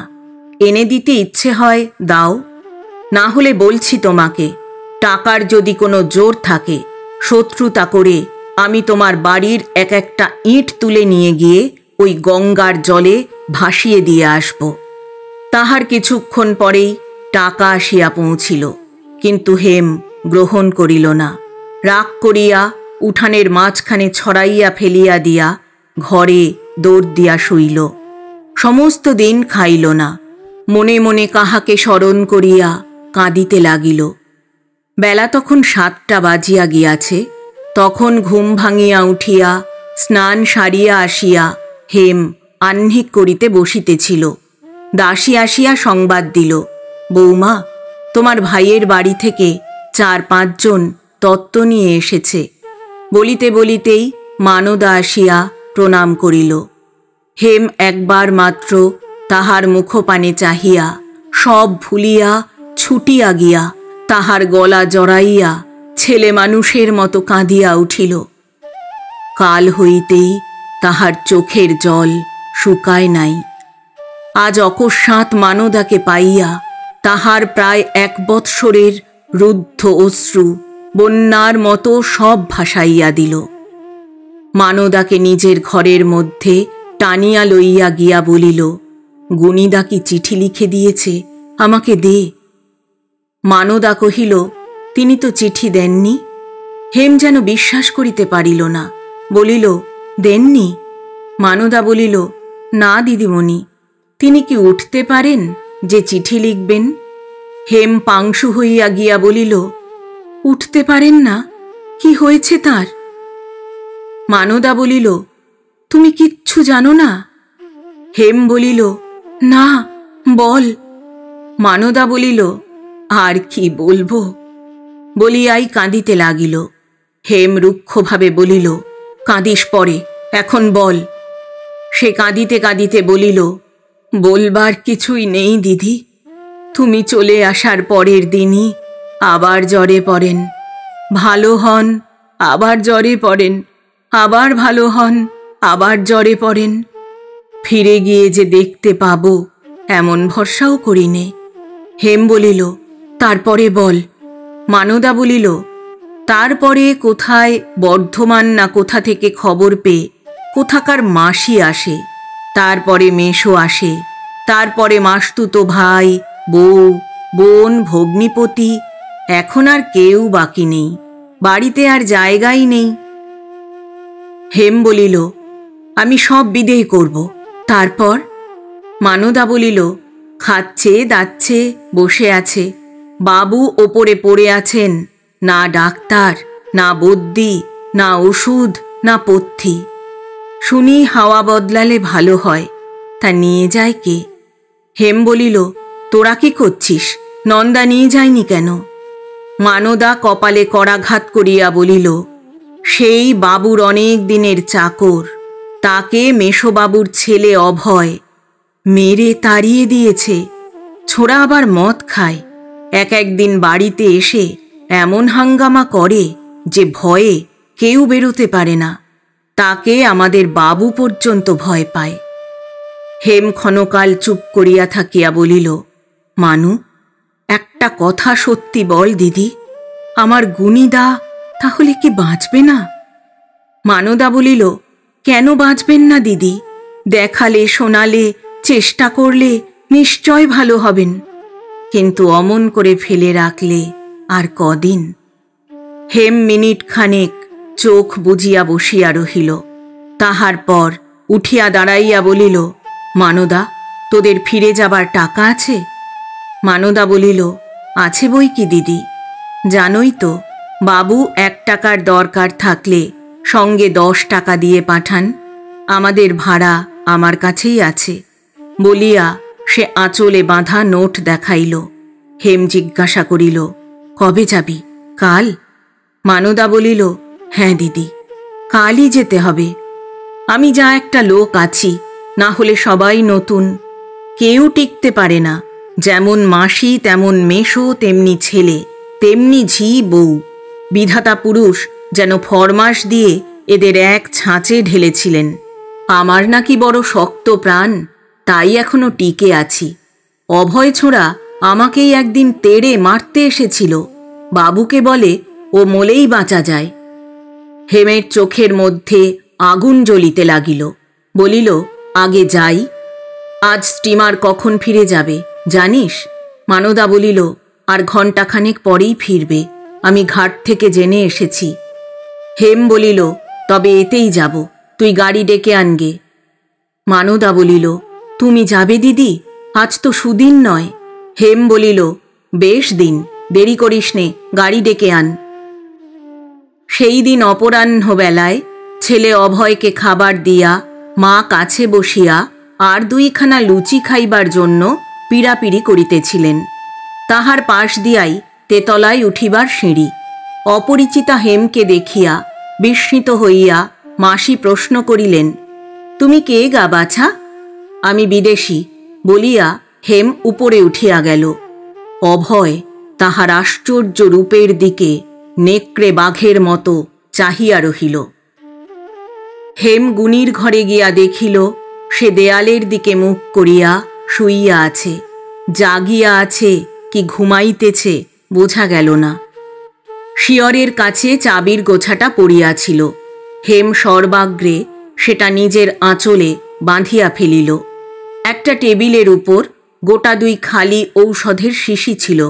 তুলিয়া লইয়া দেখিল, লেবেলের গায়ে 15 দিন পূর্বের তারিখ দেওয়া আছে। সমস্ত ব্যাপারটা সে স্পষ্ট বুঝিল। তারপর লোহার সিন্দুক খুলিয়া চেক বই বাহির করিয়া যখন ব্যবহৃত অংশগুলি পরীক্ষা করিয়া গুণীর দস্তখত মিলাইয়া দেখিতেছিল, এমন সময় মাসি ঘরে ঢুকিয়া একেবারে অবাক হইয়া গেলেন। চেঁচাইয়া বলিলেন, কে গা তুমি, সিন্দুক খুলেছ? হেম বলিল, চেঁচাও কেন, উনি উঠে পড়বেন যে। মাসি আরও চেঁচাইয়া উঠিয়া বলিলেন, চেঁচাই কেন? গুণী জাগিয়াছিল, পাশ ফিরিল। হেম বলিল, আমি খুলব না তো কে খুলবে, তুমি? গুণী চাহিয়া দেখিতেছিল। 2 জনের কেহই তাহা লক্ষ্য করে নাই। মাসি ভয়ানক উত্তেজিত হইয়া উঠিলেন। গুণী আস্তে আস্তে কহিল, হেম, কখন এলে ভাই? এই আসছি, ওকে বুঝিয়ে দাও, তোমার জিনিস খুললে বাইরের লোকের ঘরে ঢুকে চেঁচামেচি করতে নেই। এই সমস্তই আমার, এই কথাটা ভালো করে বুঝিয়ে দিয়ে ওকে যেতে বলো। গুণী সমস্ত বুঝিল। তারপর হাসিয়া বলিল, সেই সম্পর্কে এতদিন পর বুঝি সিন্দুক খুলতে এসেছ? হেম চেকের পাতা গুনিতে গুনিতে বলিল, হ্যাঁ। মাসি বলিলেন, ওকে গুনি? গুনি বলিল, আমার বোন। উত্তর শুনিয়া হেম শিহরিয়া উঠিল। তাহার পর চোখ তুলিয়া একটিবার মাত্র তাহার মুখের দিকে চাহিয়া মাথা হেঁট করিয়া রহিল। মাসি বলিলেন, কই, এতদিন তো এসব কথা শুনিনি, কিরকম বোন হয়? গুনি সে কথার উত্তর এড়াইয়া সংক্ষেপে কহিল, ঝগড়া করে চলে গিয়েছিল ওরই সর্বস্ব মাসি। মাসি বিশ্বাসও করিলেন না, বুঝিতেও পারিলেন না, ধীরে ধীরে চলিয়া গেলেন। তিনি চলিয়া গেলে গুনি হেমের দিকে ভালো করিয়া না চাহিয়াই বলিল, মরণকালে হঠাৎ এ খেয়াল কেন? কিন্তু বলিয়া ফেলিয়াই তাহার মুখ দেখিয়া ভীত হইয়া উঠিল। হেমের মুখ সাদা হইয়া গিয়াছে। সে যেন অকস্মাৎ কোনো ক্রুদ্ধ তপস্বীর অভিসম্পাতে এক নিমেষে পাষাণ হইয়া গিয়াছে। গুনি সভয়ে ডাকিল, হেম। হেম সাড়া দিল না, নড়িলও না, নির্নিমেষ নেত্রে মেঝের দিকে চাহিয়া বসিয়া রহিল। গুনি অত্যন্ত ব্যাকুল হইয়া ডাকিল, হেম, কথা শোনো। হেম তদুত্তরে একটা দীর্ঘ নিঃশ্বাস ফেলিয়া স্থির হইয়া রহিল। গুনি শয্যার উপর কোনো মতে উঠিয়া বসিল। তাহার পর খাট হইতে নামিয়া ধীরে ধীরে অতি ক্লেশে হেমের সম্মুখে আসিয়া দাঁড়াইতেই সে একেবারে উপুর হইয়া পড়িয়া তাহার দুই পায়ের মধ্যে মুখ লুকাইয়া কাঁদিয়া উঠিল। বিনা অপরাধে আমাকে সবাই শাস্তি দেয়, তুমিও দেবে, এ যে আমি স্বপ্নেও ভাবতে পারিনি গুনিদা। গুনি নির্বাক হইয়া রহিল। শ্রাবণের আকাশ ভরা মেঘের মতো বিপর্যস্ত কালো চুলে তাহার দুই পা ঢাকিয়া গিয়াছে। তাহার প্রতি চাহিয়া সে কিছুক্ষণ স্থির হইয়া রহিল। তারপরে ধীরে ধীরে বসিয়া পড়িয়া হেমের মাথার উপর ডান হাত রাখিয়া শান্ত কণ্ঠে কহিল, তোমাকে শাস্তি দেব কি হেম? আমাকে ভালোবেসেছিলে বলে আমি আমাকেও শাস্তি দিইনি। এ শাস্তি নয় বোন, 4 বৎসরের বড় দুঃখের পর মরণের আগে যে শান্তি পেয়েছি, শেষ দিনে আমি এই দুর্লভ বস্তুটি তোমাকে দিয়ে যাব। চলো আমরা কাশী যাই। হেম মুখ লুকাইয়া কাঁদিয়া বলিল, চলো, কিন্তু এই কি তোমার শেষ আদেশ? এ কি আমি সহ্য করতে পারব? গুনি বলিল, পারবে, যখন বুঝবে সংসারে ভালোবাসাকে মহামহিমান্বিত করবার জন্য বিচ্ছেদ শুধু তোমার মতো অতুল ঐশ্বর্যশালিনীর দ্বারে এসেই চিরদিন হাত পেতেছে। সে অল্প প্রাণ ক্ষুদ্র প্রেমের কুটিরে অবজ্ঞায় যায়নি। তখনই সহ্য করতে পারবে, যখন জানবে অতৃপ্ত বাসনাই মহৎ প্রেমের প্রাণ।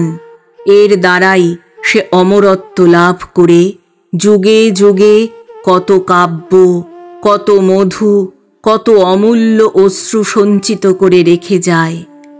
যখন নিঃসংশয়ে উপলব্ধি হবে কেন রাধার শতবর্ষব্যাপী বিরহ, বৈষ্ণবের প্রাণ কেন সে প্রেম মিলনের অভাবেই সুসম্পূর্ণ, ব্যথাতেই মধুর, তখন সইতে পারবে হেম। উঠে বসো, চলো আজই আমরা কাশী যাই। যে কটা দিন আরও আছি, সে কটা দিনের শেষ সেবা তোমার ভগবানের আশীর্বাদে অক্ষয় হয়ে তোমাকে সারা জীবন সুপথে শান্তিতে রাখবে।